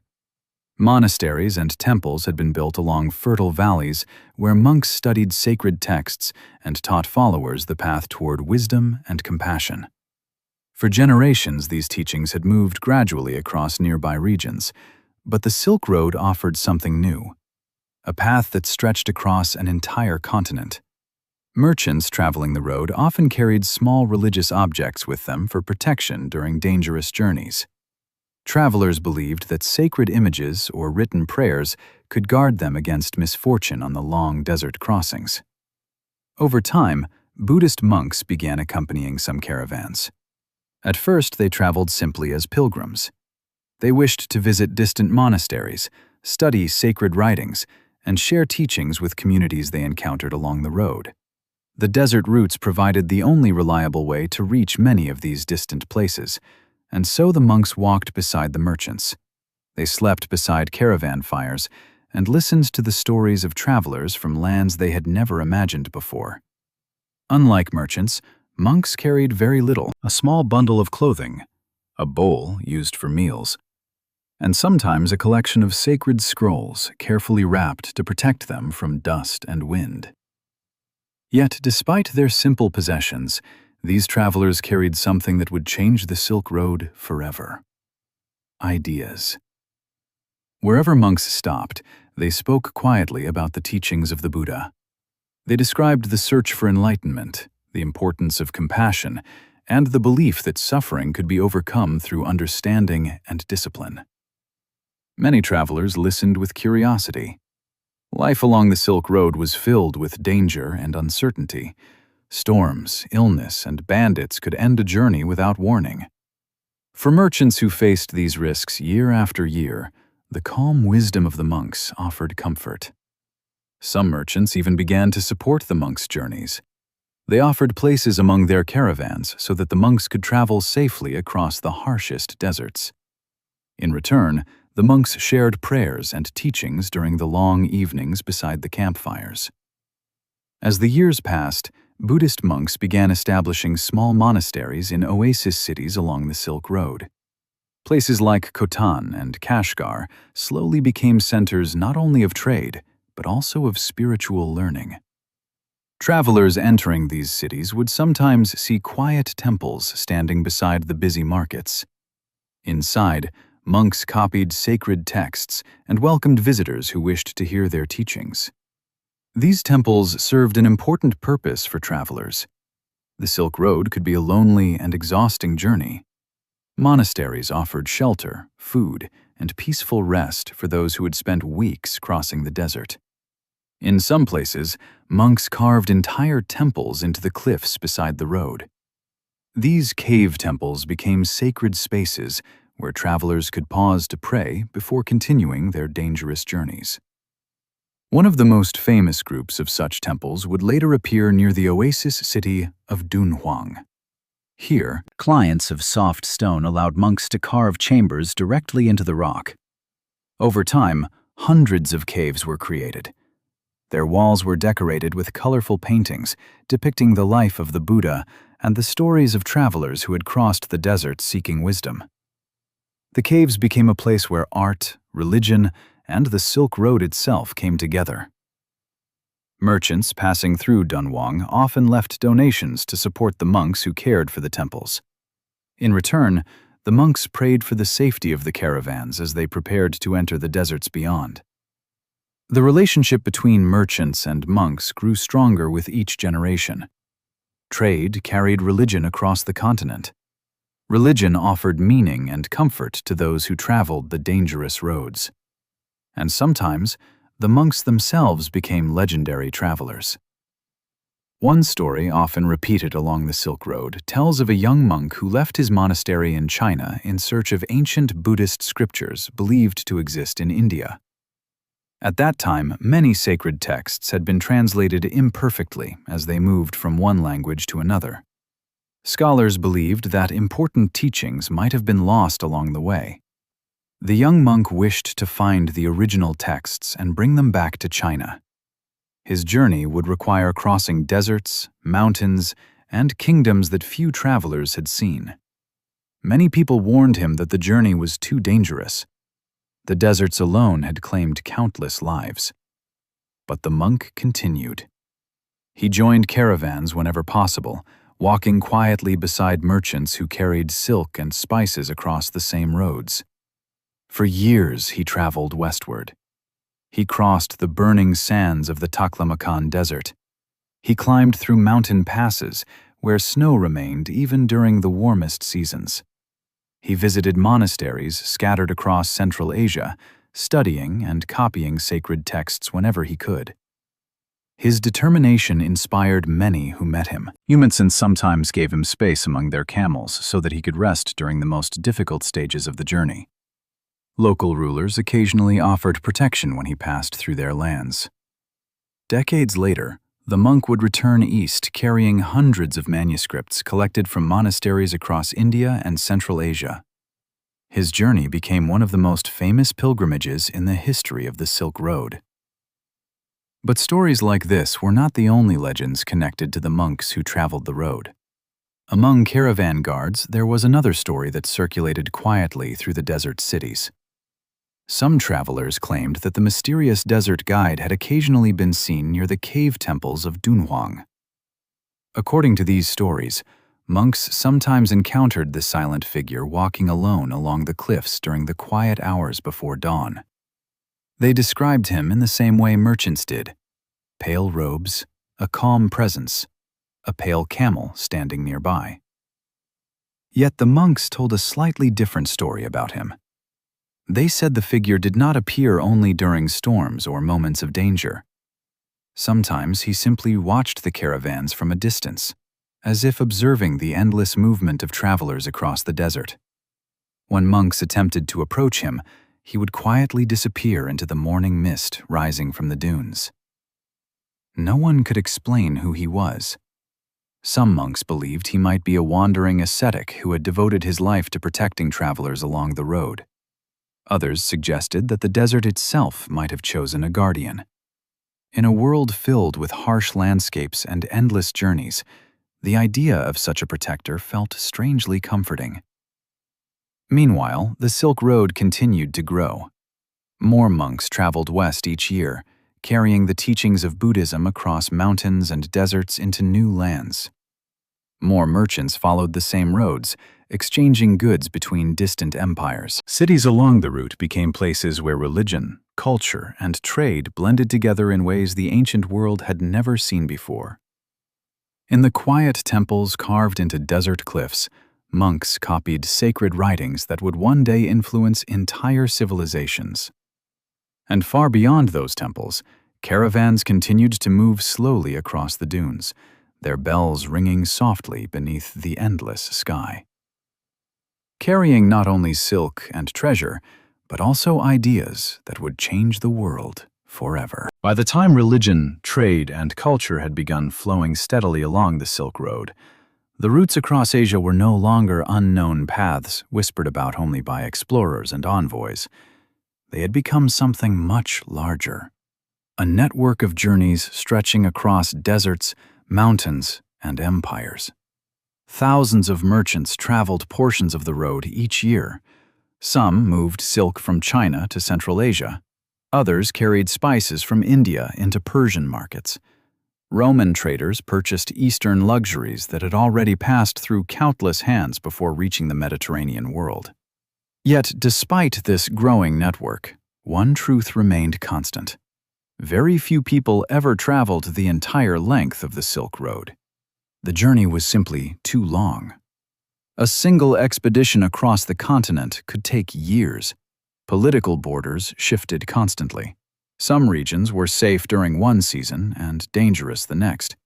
Most merchants preferred to trade their goods in stages, passing them along from caravan to caravan, rather than attempting the full crossing themselves.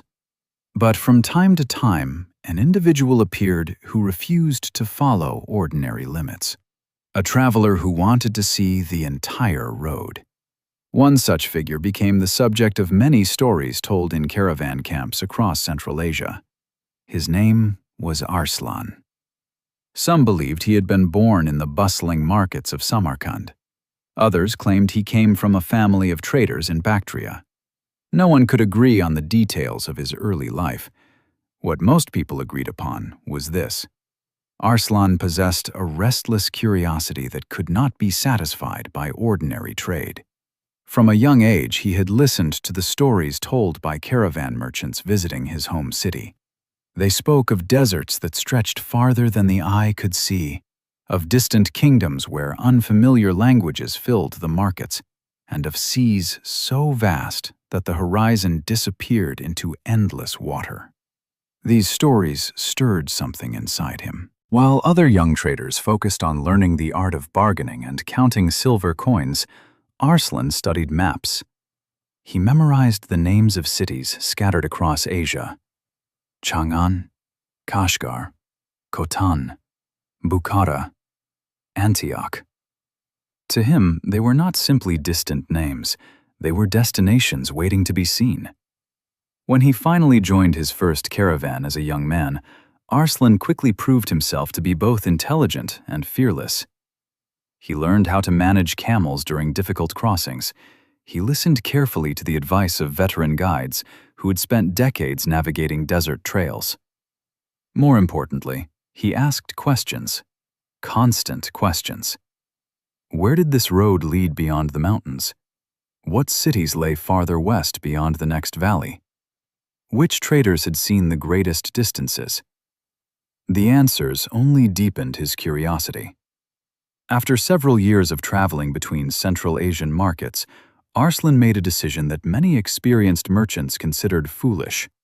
He would attempt to travel the entire Silk Road from east to west, not merely trading goods between neighboring cities, but crossing every major route from the Chinese frontier all the way to the lands of the Mediterranean. Such a journey would take many years. It would require joining different caravans, adapting to new languages, and surviving some of the most dangerous landscapes in the world. But Arslan believed the road itself was worth the risk. He began his journey in the eastern regions of Central Asia, joining a caravan heading toward the Chinese frontier. When he first arrived at the great city of Chang'an, he was astonished. The city was larger than anything he had imagined. Wide avenues stretched between towering gates. Markets filled with thousands of people offered goods from every corner of the empire. Here he saw silk in greater abundance than anywhere else along the road. Entire shops displayed fabrics woven in brilliant colors. Skilled artisans embroidered dragons and clouds across delicate garments intended for the imperial court. Arslan spent many months in the city, learning about the eastern end of the Silk Road, but he knew his journey had only begun. Eventually, he joined a caravan heading west. Across the deserts he traveled, passing the same oasis cities that countless merchants had visited before him: Dunhuang, Khotan, Kashgar. Yet, because he intended to continue beyond the familiar trade routes, Arslan paid close attention to everything he saw. He recorded distances between wells. He sketched rough maps of mountain passes. He wrote descriptions of cities and their markets. According to later stories, he carried a small leather-bound journal that slowly filled with observations about the road. Over the years, that journal became a record of the entire Silk Road. In the mountains beyond Kashgar, he crossed into regions where Chinese travelers were rarely seen. In the fertile valleys of Central Asia, he visited the famous markets of Samarkand and Bukhara. There he met traders who spoke languages he had never heard before. From them, he learned of lands farther west where new empires controlled the roads. Persian merchants told him about the great cities of their homeland. Roman traders spoke of distant ports where ships sailed across a vast inland sea. Each new destination pulled him farther along the road. Years passed. Arslan joined caravan after caravan, slowly moving westward across the continent. He crossed mountain ranges where snow blinded travelers during winter storms. He passed through deserts where wells lay hidden beneath layers of sand. He negotiated passage through territories controlled by tribal chiefs who demanded payment from every caravan that entered their lands. But he continued. At night, he often sat beside caravan fires, writing in his journal while other merchants slept. He described not only the places he visited, but also the people he met. Indian spice traders with brightly colored clothing, Persian metalworkers who shaped steel with incredible skill, nomadic riders who could guide their horses across the steppe for days without rest. The Silk Road revealed itself to him as something more than a trade route. It was a living connection between cultures. One evening, many years into his journey, Arslan encountered something that later became one of the most mysterious entries in his journal. His caravan had been crossing a remote desert valley west of the Pamir Mountains when a sudden storm began to rise.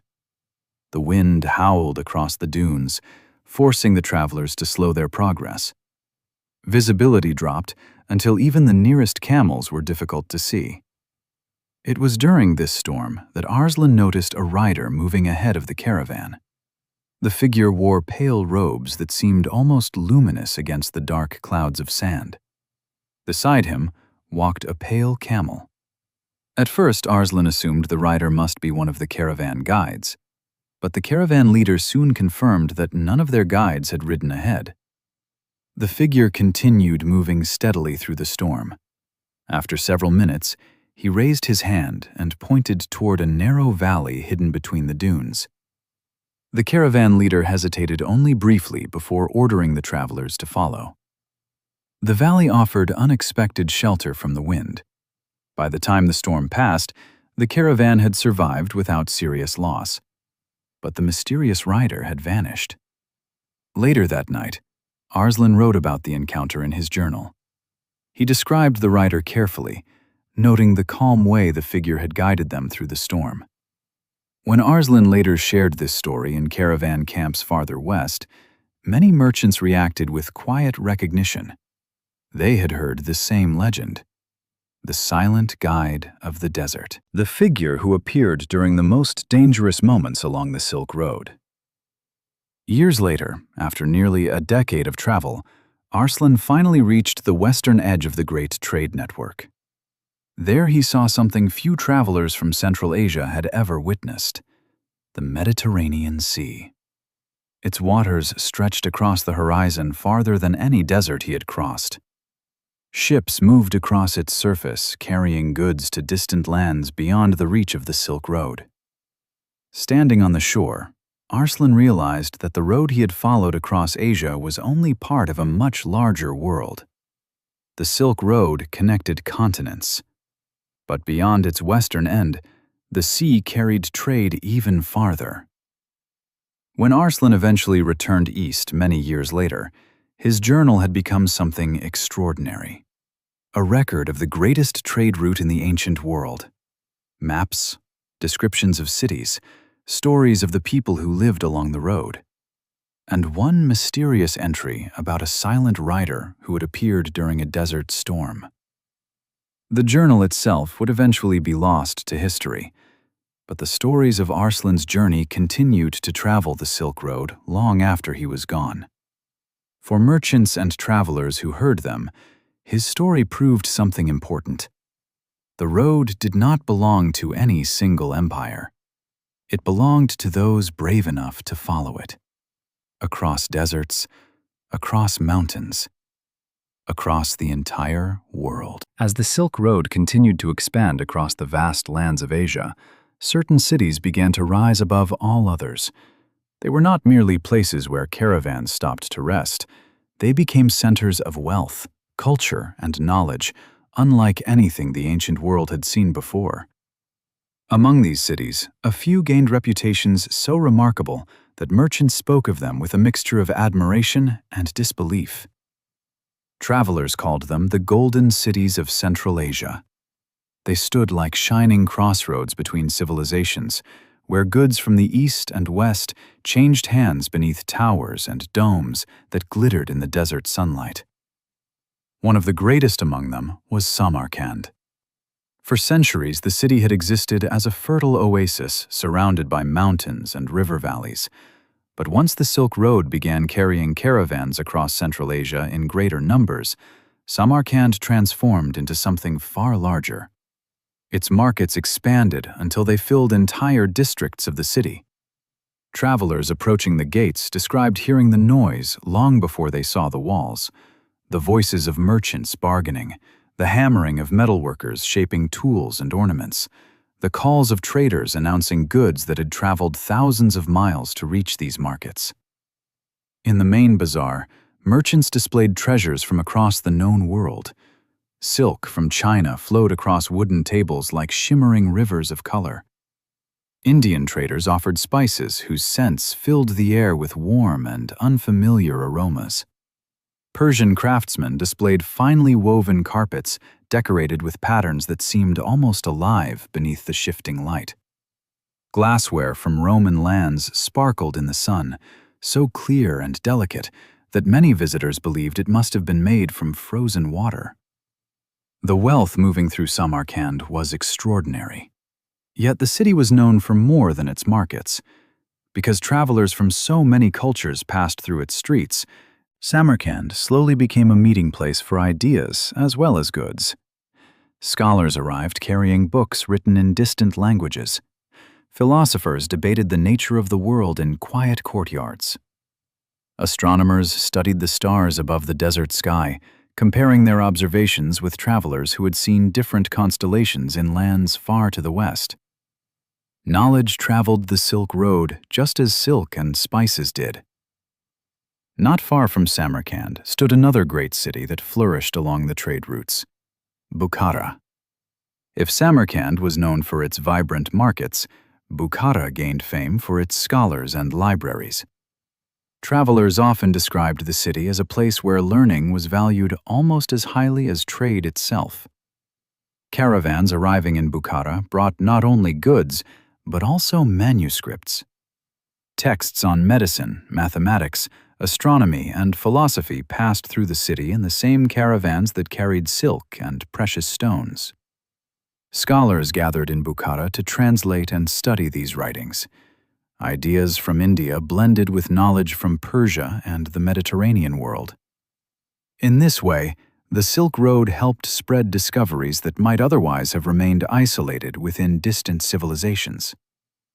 Many travelers who visited Bukhara spoke of its quiet beauty. The city's narrow streets were lined with shaded courtyards where fountains cooled the desert air. Mosques and schools stood beside caravanserais, where merchants rested after long journeys. At night, the city glowed softly beneath lantern light, while travelers shared stories from distant lands. But even greater wonders awaited farther west along the Silk Road. Beyond the deserts and mountains of Central Asia lay lands that connected the caravan routes with the great empires of the Mediterranean world. Cities such as Merv and Antioch stood at the western edges of the long road.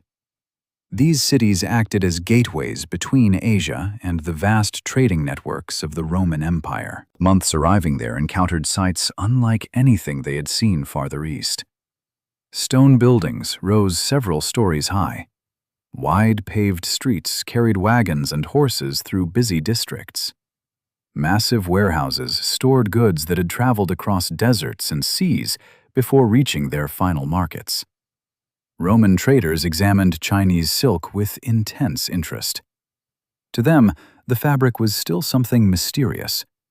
Most had no idea how it was produced or from where exactly it came. They simply knew that wealthy citizens across the empire were willing to pay enormous sums to possess it. and so the silk continued to flow west. Meanwhile, other goods moved eastward in equal measure. Roman glassware, famous for its clarity and delicate craftsmanship, became highly prized among Eastern elites. Silver coins bearing the faces of distant emperors circulated in markets thousands of miles from the Mediterranean. Wine from Western vineyards traveled east in sealed jars, carefully protected during the long caravan journeys. Every exchange strengthened the Silk Road. Every successful trade made the cities along the route richer. But wealth also brought new dangers. The golden cities of Central Asia attracted not only merchants, but also ambitious rulers who wished to control the flow of trade. Armies occasionally marched across the region, seeking to claim the prosperous cities that had grown along the Silk Road. Some rulers promised protection for merchants in exchange for taxes and tribute. Others attempted to seize caravans directly, hoping to capture the riches they carried. Despite these threats, the trade routes continued to function. Caravan leaders became skilled at adapting to changing political conditions. When one route became dangerous due to war or bandit activity, merchants simply shifted their journeys to alternative paths. The Silk Road was too vast to be controlled by any single power. It stretched across mountains, deserts, and countless kingdoms. If one road closed, another would eventually open. Yet among the merchants who traveled these routes, stories about the road itself continued to grow. One evening in Samarkand, an elderly caravan guide told a group of young traders about an unusual discovery made many years earlier. During an expedition across a remote desert valley, his caravan had encountered the ruins of an ancient settlement, partially buried beneath sand. The walls of the city were still visible, though many buildings had collapsed. Inside one structure, they found something unexpected: a small stone chamber carved into the ground. On its walls were faded drawings that seemed to show caravans crossing the desert long before the Silk Road had officially formed. Among the drawings was a figure that looked strangely familiar: a rider in pale robes. Beside him stood a camel. The guide claimed the drawing appeared to be extremely old, perhaps centuries older than the caravan routes themselves. No one could explain why the same mysterious figure appeared in both ancient artwork and modern traveler stories. Some merchants believed the guide must have misinterpreted the faded images. Others wondered whether the legend of the silent rider might be far older than anyone realized. Perhaps the desert had always held its own stories, long before silk began to cross its sands. Whatever the truth might be, the legend continued to spread from city to city. Meanwhile, the golden cities of Central Asia grew ever more prosperous. Caravans arrived from every direction. Markets expanded. Temples, libraries, and palaces rose beside the busy trade districts. The Silk Road had transformed these cities into places where the world seemed to gather. Yet beyond their walls, the desert remained unchanged. Silent dunes stretched across the horizon, just as they had for thousands of years. Storms still rose without warning. Travelers still vanished from time to time along remote stretches of the road, and somewhere beyond the glowing lights of the golden cities, the ancient paths continued to wind across the sands. Paths followed by merchants, by monks, by explorers, and perhaps by a silent rider who had been watching the road far longer than anyone could remember. For many centuries, the Silk Road had survived through a delicate balance. Empires rose and fell along its edges, cities flourished and sometimes vanished beneath desert winds, and caravans continued to move slowly between distant civilizations. Trade never truly stopped, but it was often uncertain. Wars sometimes blocked important routes. Bandits attacked isolated caravans. Political borders shifted with every new generation of rulers. Merchants accepted these dangers as part of life along the road. But during the early years of the 13th century, something happened that would transform the Silk Road more dramatically than any event before it. A new empire appeared across the great grasslands of Central Asia. It began far from the cities and trade routes. It began on the open steppe. The steppes of Mongolia stretched endlessly beneath a vast sky. Here, the land was too harsh for large cities or permanent farms. Instead, nomadic tribes moved constantly with their herds of horses, sheep, and goats. For generations, these tribes lived in small groups, sometimes cooperating, sometimes fighting among themselves for control of pasture lands and water. But one man would eventually unite them. His name was Temujin. History would remember him by another name: Genghis Khan. Through skill, strategy, and an extraordinary understanding of leadership, Temujin brought together tribes that had once been enemies. He forged them into a disciplined and powerful force of mounted warriors. These warriors were unlike the armies of traditional empires. They moved with incredible speed across the steppe, each rider capable of surviving for days with little food or rest. Their horses were small but remarkably strong, able to travel long distances across difficult terrain. Under Genghis Khan's leadership, the Mongol armies began expanding far beyond their homeland. At first, they conquered neighboring tribes. Then they turned toward the wealthy cities that lay along the edges of the Silk Road. The cities of Central Asia had grown rich through centuries of trade. Their markets overflowed with goods from distant lands. But many of these cities had grown comfortable behind their walls. They were not prepared for the speed and discipline of the Mongol armies. Within a few decades, the Mongol Empire expanded across enormous territories. Cities that resisted were often destroyed. Others surrendered and were allowed to continue their trade under Mongol protection. By the time the expansion slowed, the Mongols controlled one of the largest empires in human history.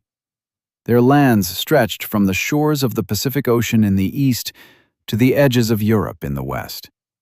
And most importantly for merchants, the entire length of the Silk Road now lay within territories ruled by a single empire. For the first time in history, the long chain of trade routes connecting east and west existed under one vast authority. The Mongols understood the value of this network immediately. Although they were fierce warriors, they also recognized that trade could bring enormous wealth to their empire. Rather than destroying the Silk Road, they chose to protect it. This decision created one of the most remarkable periods in the history of the ancient trade routes. Historians later called it the Pax Mongolica, the Mongol Peace. During this time, merchants were able to travel across enormous distances with far greater safety than before. The Mongol rulers established systems to protect caravans and encourage trade. Relay stations were built along major roads where travelers could rest and obtain fresh horses. Messengers carrying official messages rode swiftly between these stations, allowing information to travel across the empire with surprising speed. Caravan routes that had once been dangerous became more secure. Bandit groups found themselves hunted by Mongol patrols. Local rulers who attempted to disrupt trade often faced severe punishment. For merchants, this stability created incredible opportunity. Caravans grew even larger. Trade expanded beyond anything earlier generations had imagined. Goods flowed across the continent in vast quantities. Silk from China traveled westward more frequently than ever before. In return, Eastern markets received silver, glass, spices, and textiles from lands thousands of miles away. Even new technologies began to move along the Silk Road.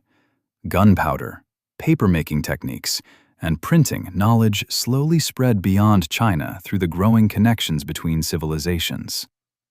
Travelers from distant lands now dared to cross the entire length of the Mongol Empire. Among them were several explorers whose journeys would later become famous. European merchants and missionaries began traveling east, curious about the powerful empire that now controlled much of Asia. Some of them reached cities like Samarkand and Bukhara, where they encountered cultures entirely different from their own. Others traveled even farther. The Silk Road had become safer than ever before, but it was still filled with mystery. Caravans continued to cross deserts where storms could appear without warning. Mountains still blocked certain routes during winter, and the legends of the road remained alive among travelers.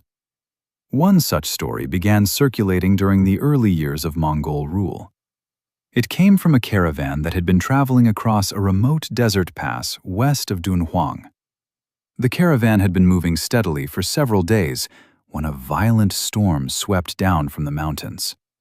The wind carried clouds of sand that darkened the sky. Even experienced guides struggled to keep the caravan on the correct path. During the height of the storm, several travelers claimed they saw a rider moving ahead of the group. The figure appeared calm despite the chaos around him. Pale robes moved gently in the wind. Beside him walked a pale camel. The rider paused briefly on a ridge overlooking the caravan. Then he pointed toward a narrow canyon that offered shelter from the storm. The caravan followed the direction without hesitation. The canyon protected them from the worst of the wind. When the storm finally ended, the travelers climbed back onto the open desert. But the rider was gone.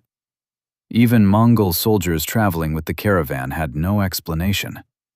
They searched the surrounding dunes for tracks, but found none that matched the mysterious guide.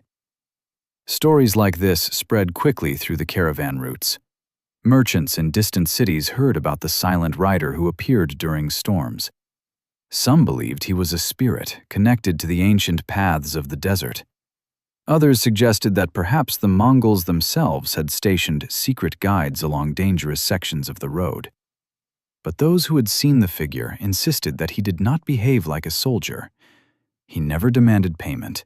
He never spoke. He simply appeared when travelers were most in need of guidance. Then he vanished. Whether legend or truth, the story became another thread woven into the long history of the Silk Road.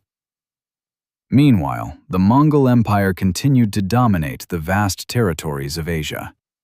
Under their rule, the Silk Road reached one of the most active periods in its long existence.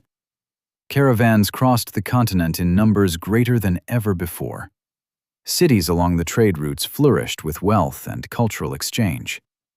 For a brief moment in history, the ancient roads connecting east and west felt almost peaceful, almost predictable. But empires rarely last forever. Even the mighty Mongol Empire would eventually begin to weaken. And when that happened, the long road that stretched across deserts and mountains would face new challenges. Challenges that would slowly begin to change the Silk Road forever. For thousands of merchants, monks, soldiers, and wanderers, the Silk Road had always been something experienced in motion. It was not a single place that could be described easily. It was a journey, a long passage across mountains, deserts, rivers, and cities. Many travelers crossed portions of it during their lifetimes. They carried goods and stories with them, passing knowledge from one caravan to the next. Yet for centuries, much of the world knew very little about the true scale of the Silk Road. Most people in distant lands only heard fragments, a rumor about silk arriving from a mysterious Eastern empire, a tale about cities in Central Asia where traders from dozens of cultures gathered beneath lantern-lit markets, a traveler returning home with unusual spices or fabrics that had passed through countless hands. But during the height of Mongol rule, something began to change. Because the roads were safer than before, a new kind of traveler appeared. These were not only merchants seeking profit. Some were explorers driven by curiosity. Others were scholars eager to learn about distant civilizations. And a few were writers who carefully recorded what they saw. Their writings would become some of the most important records of the Silk Road ever created. Among the most famous of these travelers was a young man from the city of Venice. His name was Marco Polo. Marco was born into a family of merchants who already had experience traveling across parts of Asia. His father and uncle had previously journeyed east and had even reached the court of a powerful Mongol ruler. When Marco was still a teenager, he joined them on another expedition toward the Far East. At the time, few Europeans had traveled so far. The journey would take years. The Polo family crossed the Mediterranean Sea and moved through the Middle East, following the familiar trade routes used by generations of merchants before them. Eventually, they reached the caravan cities of Central Asia. From there, they continued east across deserts and mountains that Marco had never imagined existed. He saw the vast landscapes of Persia. He crossed the high plateaus near the Pamir Mountains, where the air grew thin and cold. He passed through oasis cities that had been welcoming caravans for centuries. Every stage of the journey revealed something new. Marco recorded what he saw with careful attention. He described the markets of great cities where merchants traded goods from every direction. He wrote about unfamiliar customs practiced by people living along the Silk Road. He even described animals and landscapes that seemed almost unbelievable to readers back in Europe. But the most astonishing part of Marco Polo's journey came when he finally reached the court of the Mongol Emperor Kublai Khan. Kublai Khan ruled a vast portion of the Mongol Empire from China. His court was unlike anything Marco had ever seen. Palaces filled with gold and silk stood within enormous cities. Officials from many cultures served the emperor. Messengers traveled constantly across the empire, carrying reports and orders along the protected roads. Marco Polo remained in the service of Kublai Khan for many years. During that time, he traveled to many regions within the empire. He visited cities deep inside China. He observed the systems used by the Mongols to manage trade and communication across their enormous territories. He even described things that Europeans had never heard of before: paper money, large coal fires used for heating, canals carrying ships through inland waterways. When Marco Polo eventually returned to Europe after more than 2 decades abroad, his stories fascinated listeners. Many people found his descriptions difficult to believe. The lands he described seemed too vast, the cities too wealthy, the cultures too different from anything known in the Western world. Yet his writings became one of the earliest detailed accounts of the Silk Road available to European readers. And Marco Polo was not the only traveler whose words preserved the memory of these roads. Centuries earlier, a Chinese Buddhist monk named Xuanzang had traveled west along the Silk Road in search of sacred texts. His journey had taken him across the dangerous deserts of Central Asia and into the kingdoms of India. Xuanzang carefully recorded the places he visited and the people he encountered. His writings later helped historians understand the cultures and geography of the regions along the Silk Road. Another traveler, the Moroccan explorer Ibn Battuta, journeyed across many parts of Asia during the 14th century. Although he traveled mostly through Islamic regions connected to the Silk Road, his accounts describe cities that had grown wealthy through trade between East and West. Through these travelers, the Silk Road slowly became more than just a network of paths used by merchants. It became a story known to the wider world. Maps began to improve as explorers added new information about distant regions. Scholars studied the writings of travelers to understand foreign cultures, and people who had never left their own countries could now imagine the vast journeys that connected continents. Yet even among these careful writers, certain mysteries remained. Some stories appeared again and again in traveler accounts, though none could fully explain them. One such mystery involved strange ruins discovered in remote parts of the desert. Several travelers wrote about abandoned settlements that appeared to have once been thriving caravan stops. These ruins often contained fragments of pottery, collapsed walls, and sometimes the remains of wells that had long since dried up. No one seems to know exactly when these settlements had been abandoned. Wind and sand had slowly buried many of them, leaving only faint traces visible to passing caravans. But a few travelers described something even more curious. Inside some of these ruins were faded paintings or carvings that appeared far older than the Silk Road itself.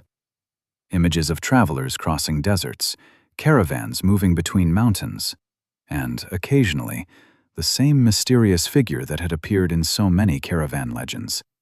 A lone rider, pale robes, a camel walking quietly beside him. Xuanzang himself once mentioned seeing an unusual painting inside a ruined temple during his travels across Central Asia. The image showed a traveler guiding a group of merchants through a sandstorm. Although the monk did not attach any particular meaning to the image, later readers noticed how closely the description matched the growing legend of the silent guide of the desert. Whether coincidence or something more, the image became another piece of the strange puzzle surrounding the ancient roads. Meanwhile, the writings of travelers continued to spread across the world. Their stories inspired curiosity about distant lands, maps expanded, explorers dreamed of new journeys. For a time, the Silk Road seemed more alive than ever before. Caravans still crossed deserts beneath endless skies. Cities continued to flourish along the routes, and travelers continued to record their experiences, leaving behind words that would survive long after the caravans themselves had disappeared into history. But change was coming. Slowly at first, then more quickly than anyone along the road expected. A new kind of journey was about to reshape the connections between East and West, and when that happened, the ancient caravan roads would begin their long, quiet fading into legend. For more than 1,000 years, the Silk Road had been the great bridge between civilizations.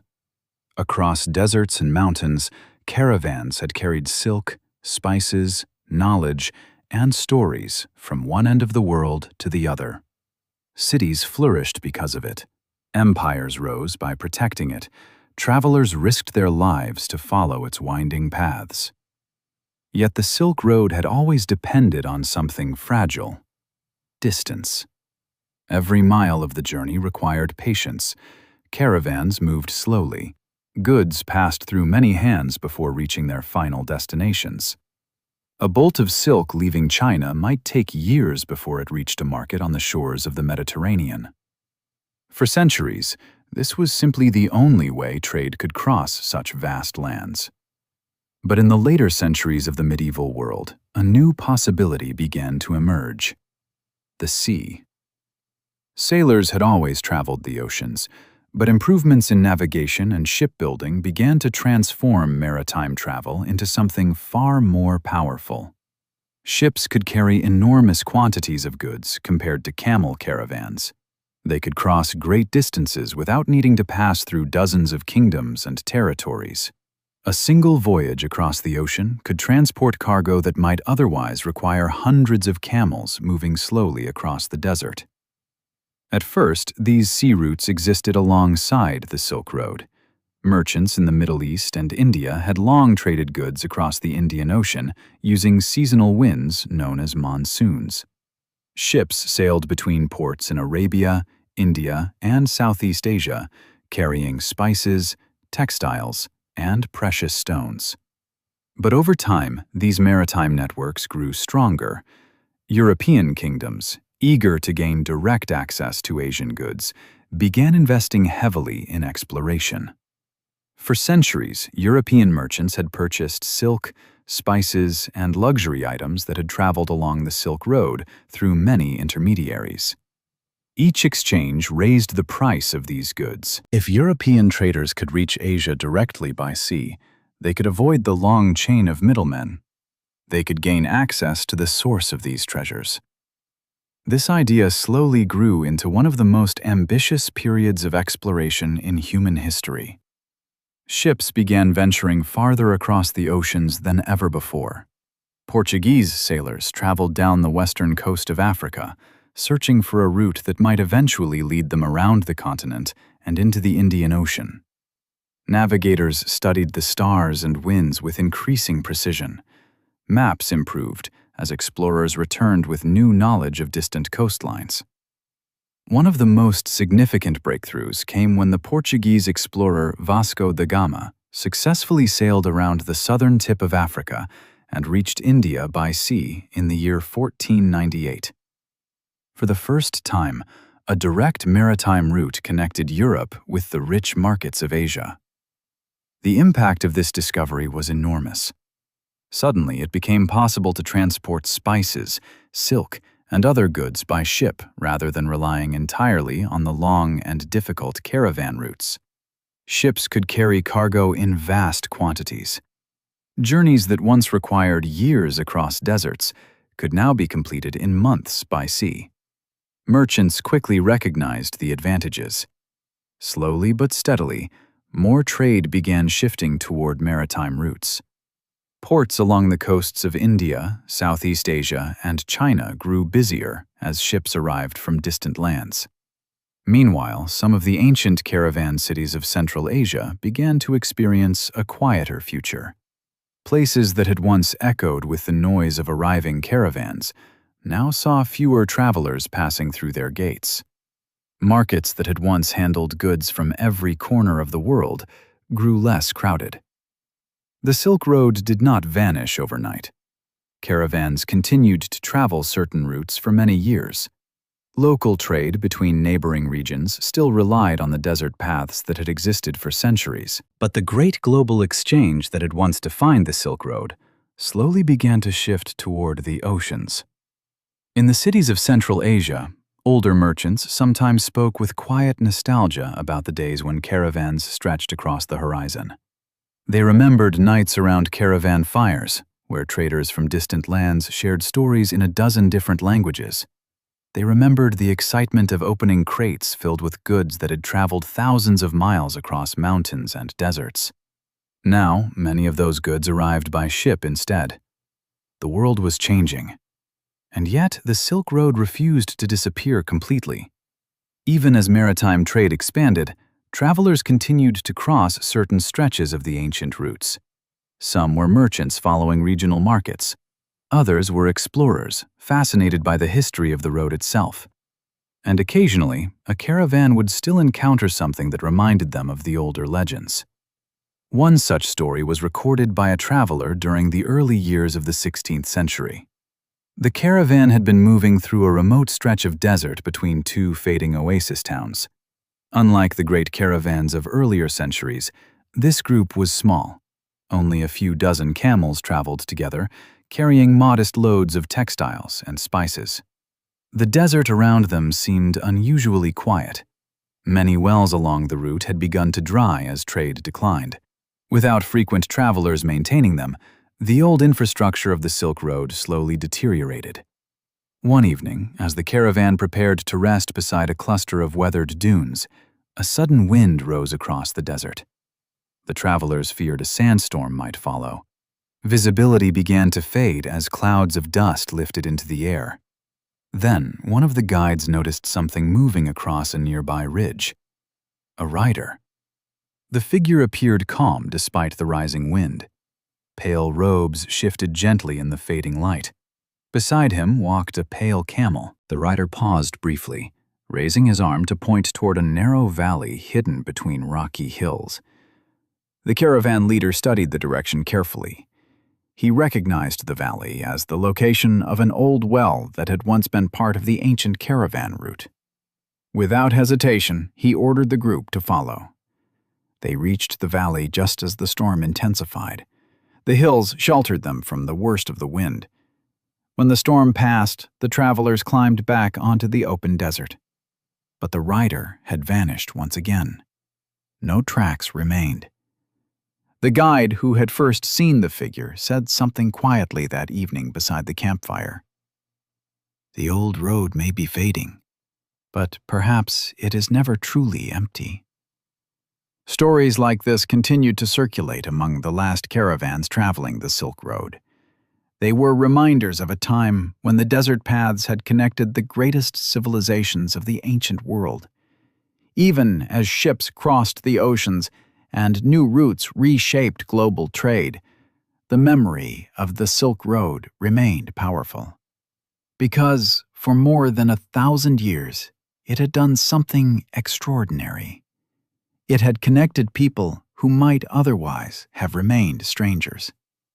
And the echoes of those connections would never fully disappear from history. By the time great fleets of ships were crossing the oceans and carrying goods between continents, many people believed the age of the Silk Road had come to an end.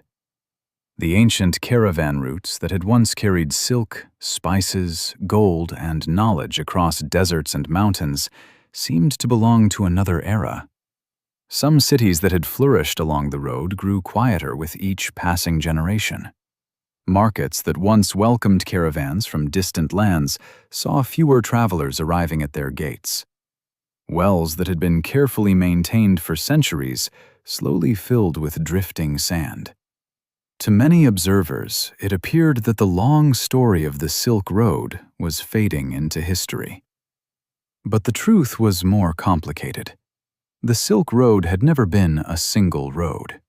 It had always been a living network of routes shaped by the needs of travelers, merchants, and explorers. Even as global trade began shifting toward maritime routes, the land paths across Asia did not vanish completely. They adapted. Local traders continued moving goods between neighboring regions. Nomadic communities still guided caravans through mountain passes. Pilgrims and monks still traveled between sacred sites scattered across the continent. The great global trade of earlier centuries had changed, but the roads themselves remained.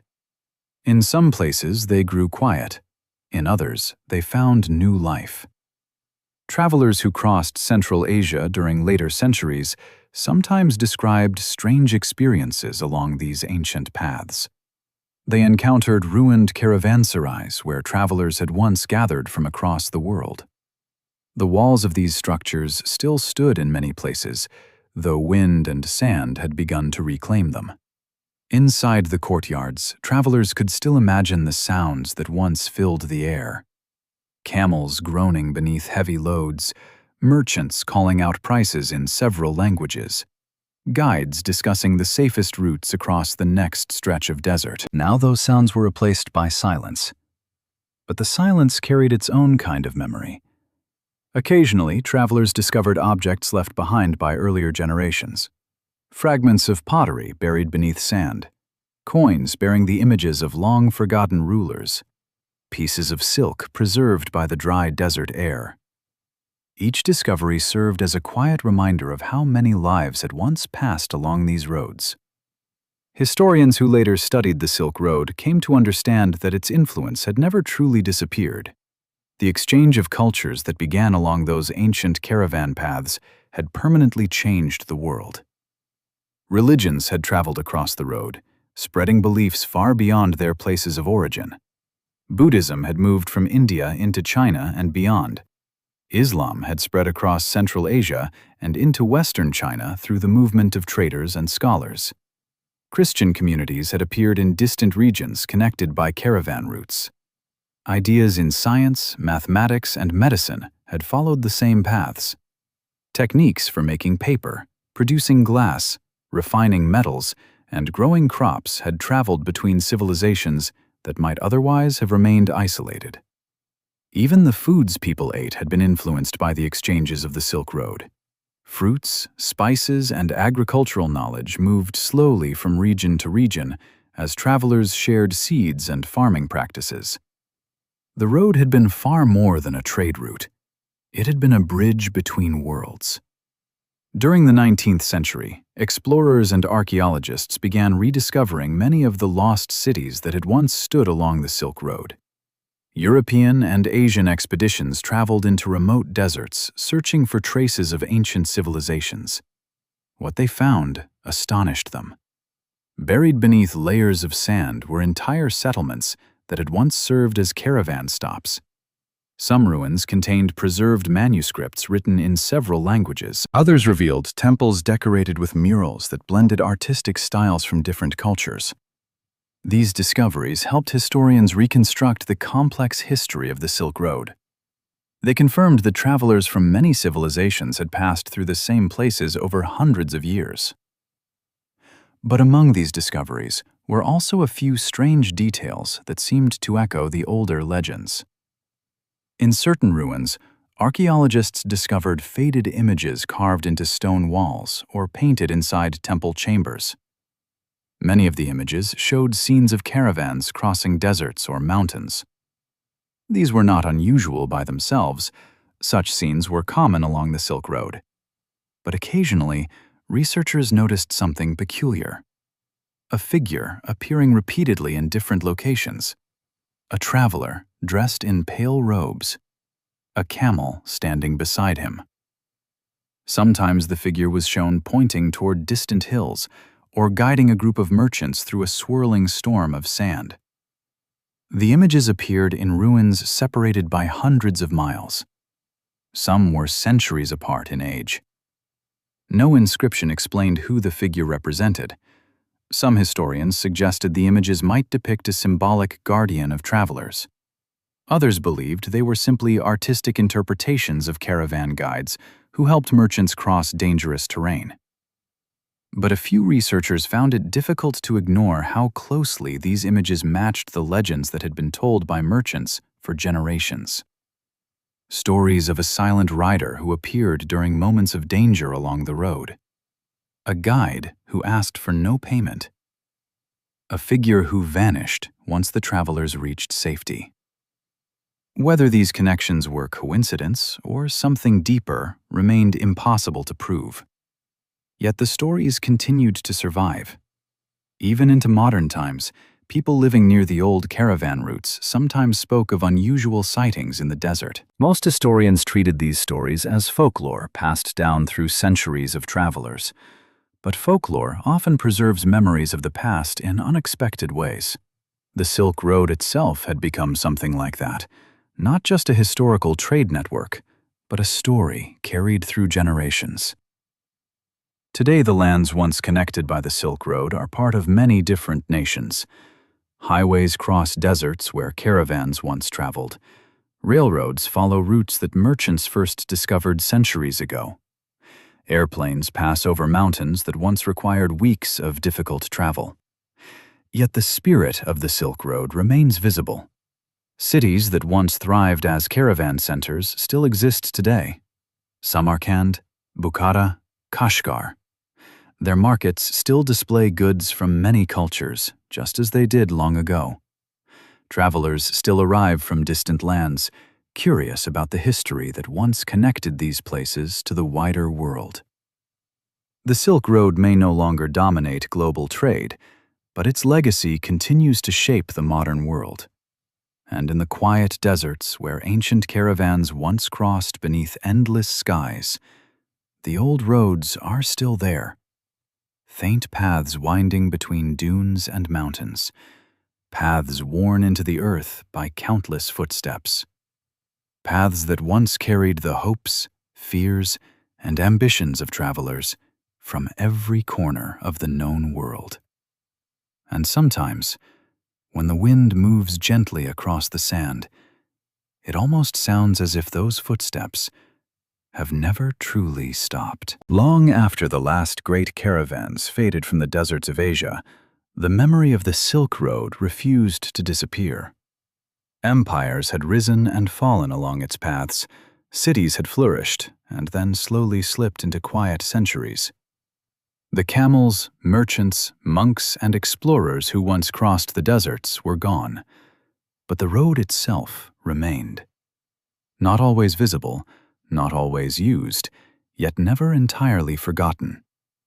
The Silk Road had carved more than tracks across the land. It had carved connections into the history of the world. Across thousands of miles, people who had once known nothing about each other had met, traded, argued, shared stories, and learned. Silk moved west. Glass moved east. Ideas moved everywhere. Over time, these exchanges reshaped entire civilizations.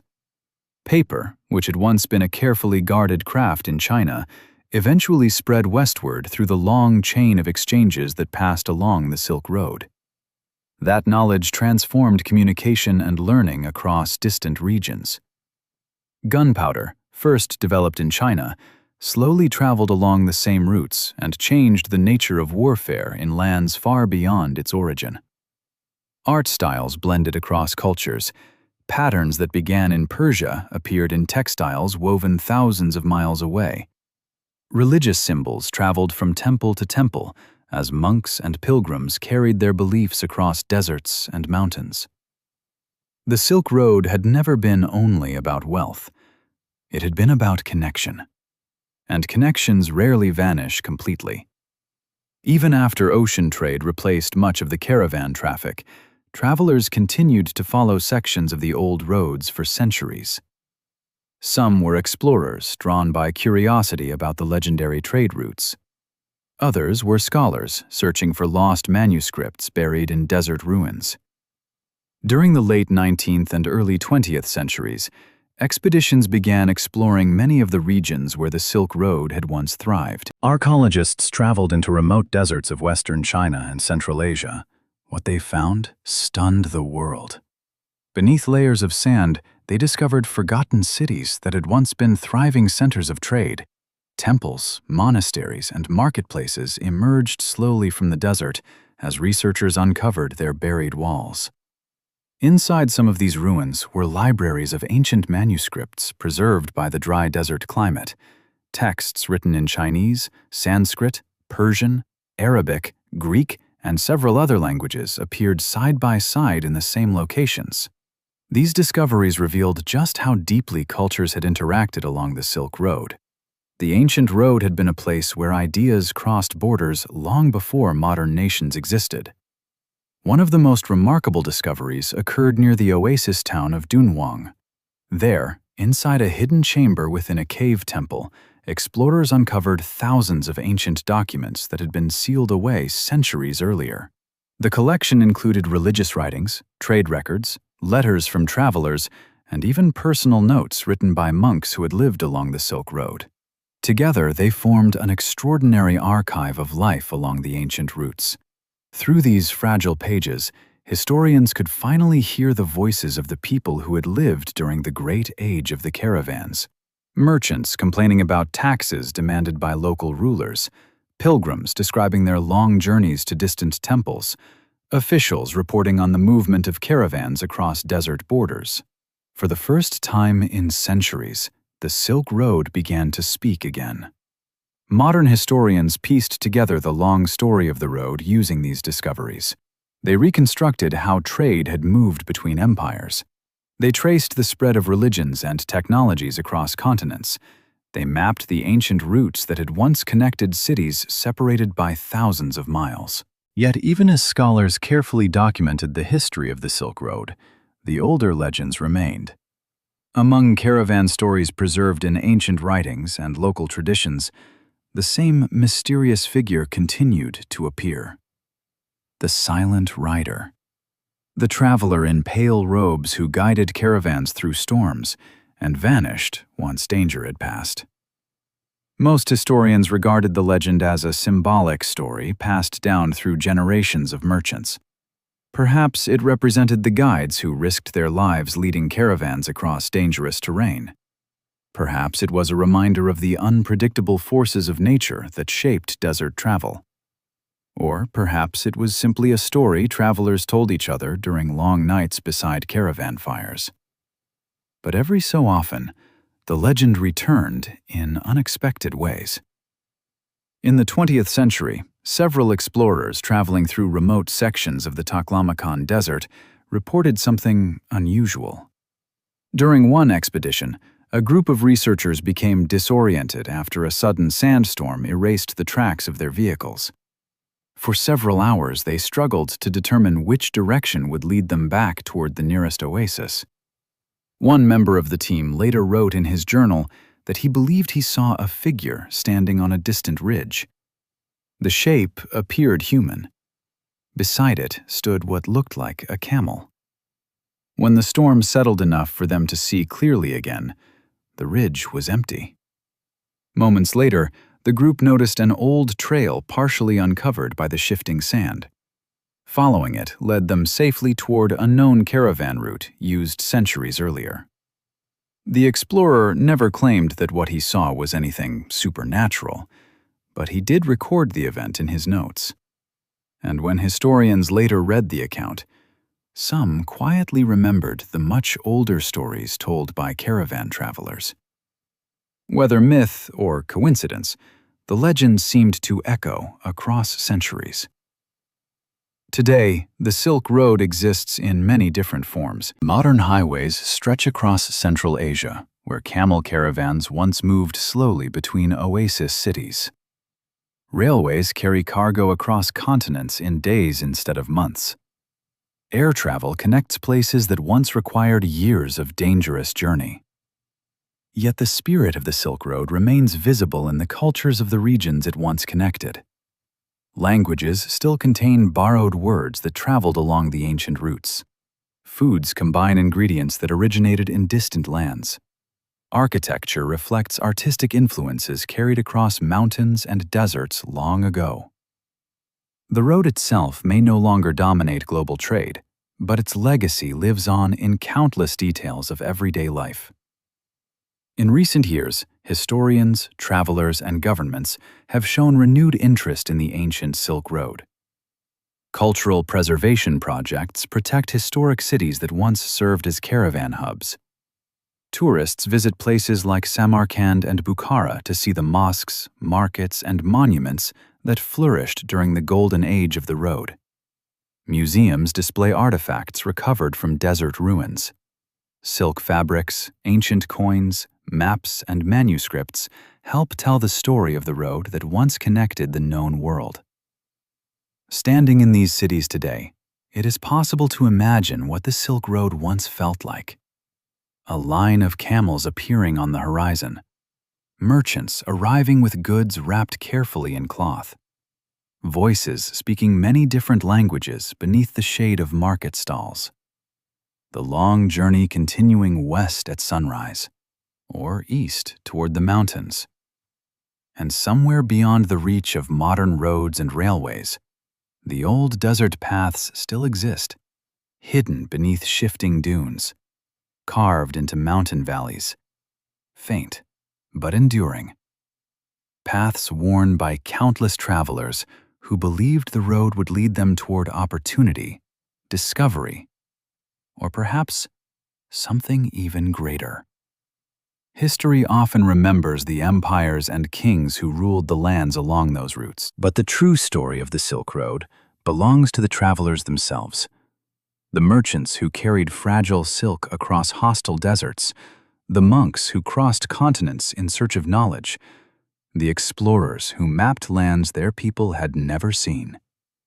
And perhaps, somewhere in the quiet legends that still drift through desert winds, a lone rider guiding the lost toward safety. Because some roads are too important to disappear, and some stories continue traveling long after the last caravan has passed. The Silk Road may have faded from the maps of merchants and empires, but its story never truly ended. Across deserts that still whisper beneath the wind, the ancient paths remain. Invisible to most travelers, yet quietly carved into the memory of the world. For more than 1,000 years, these roads carried more than silk. They carried curiosity, courage, and the human desire to reach beyond the horizon. Every merchant who followed those distant trails believed they were chasing opportunity. Every monk who crossed the deserts believed they were searching for wisdom. Every explorer who dared to continue farther believed that the road would lead to something greater, waiting just beyond the next mountain. And perhaps that belief is the true legacy of the Silk Road. Because even today, the world is still connected by the same spirit of discovery. The same curiosity that once pushed caravans across endless deserts now drives us to explore history, uncover forgotten stories, and rediscover the mysteries buried beneath time. And here on Forbidden Lore, those stories are still waiting to be told. So if you enjoyed this journey across the ancient Silk Road, make sure to subscribe to the channel and join our growing community of explorers who love uncovering the hidden corners of history. Leave a like if this story carried you across the deserts of Asia tonight. And tell us in the comments which forgotten road or ancient mystery you would like us to explore next, because there are still many secrets buried beneath the sands of time. And together, we will continue searching for them. Thank you for traveling with Forbidden Lore. Until our next journey through history, sleep well, stay curious, and remember, some roads never truly disappear. They simply wait for new travelers to follow them.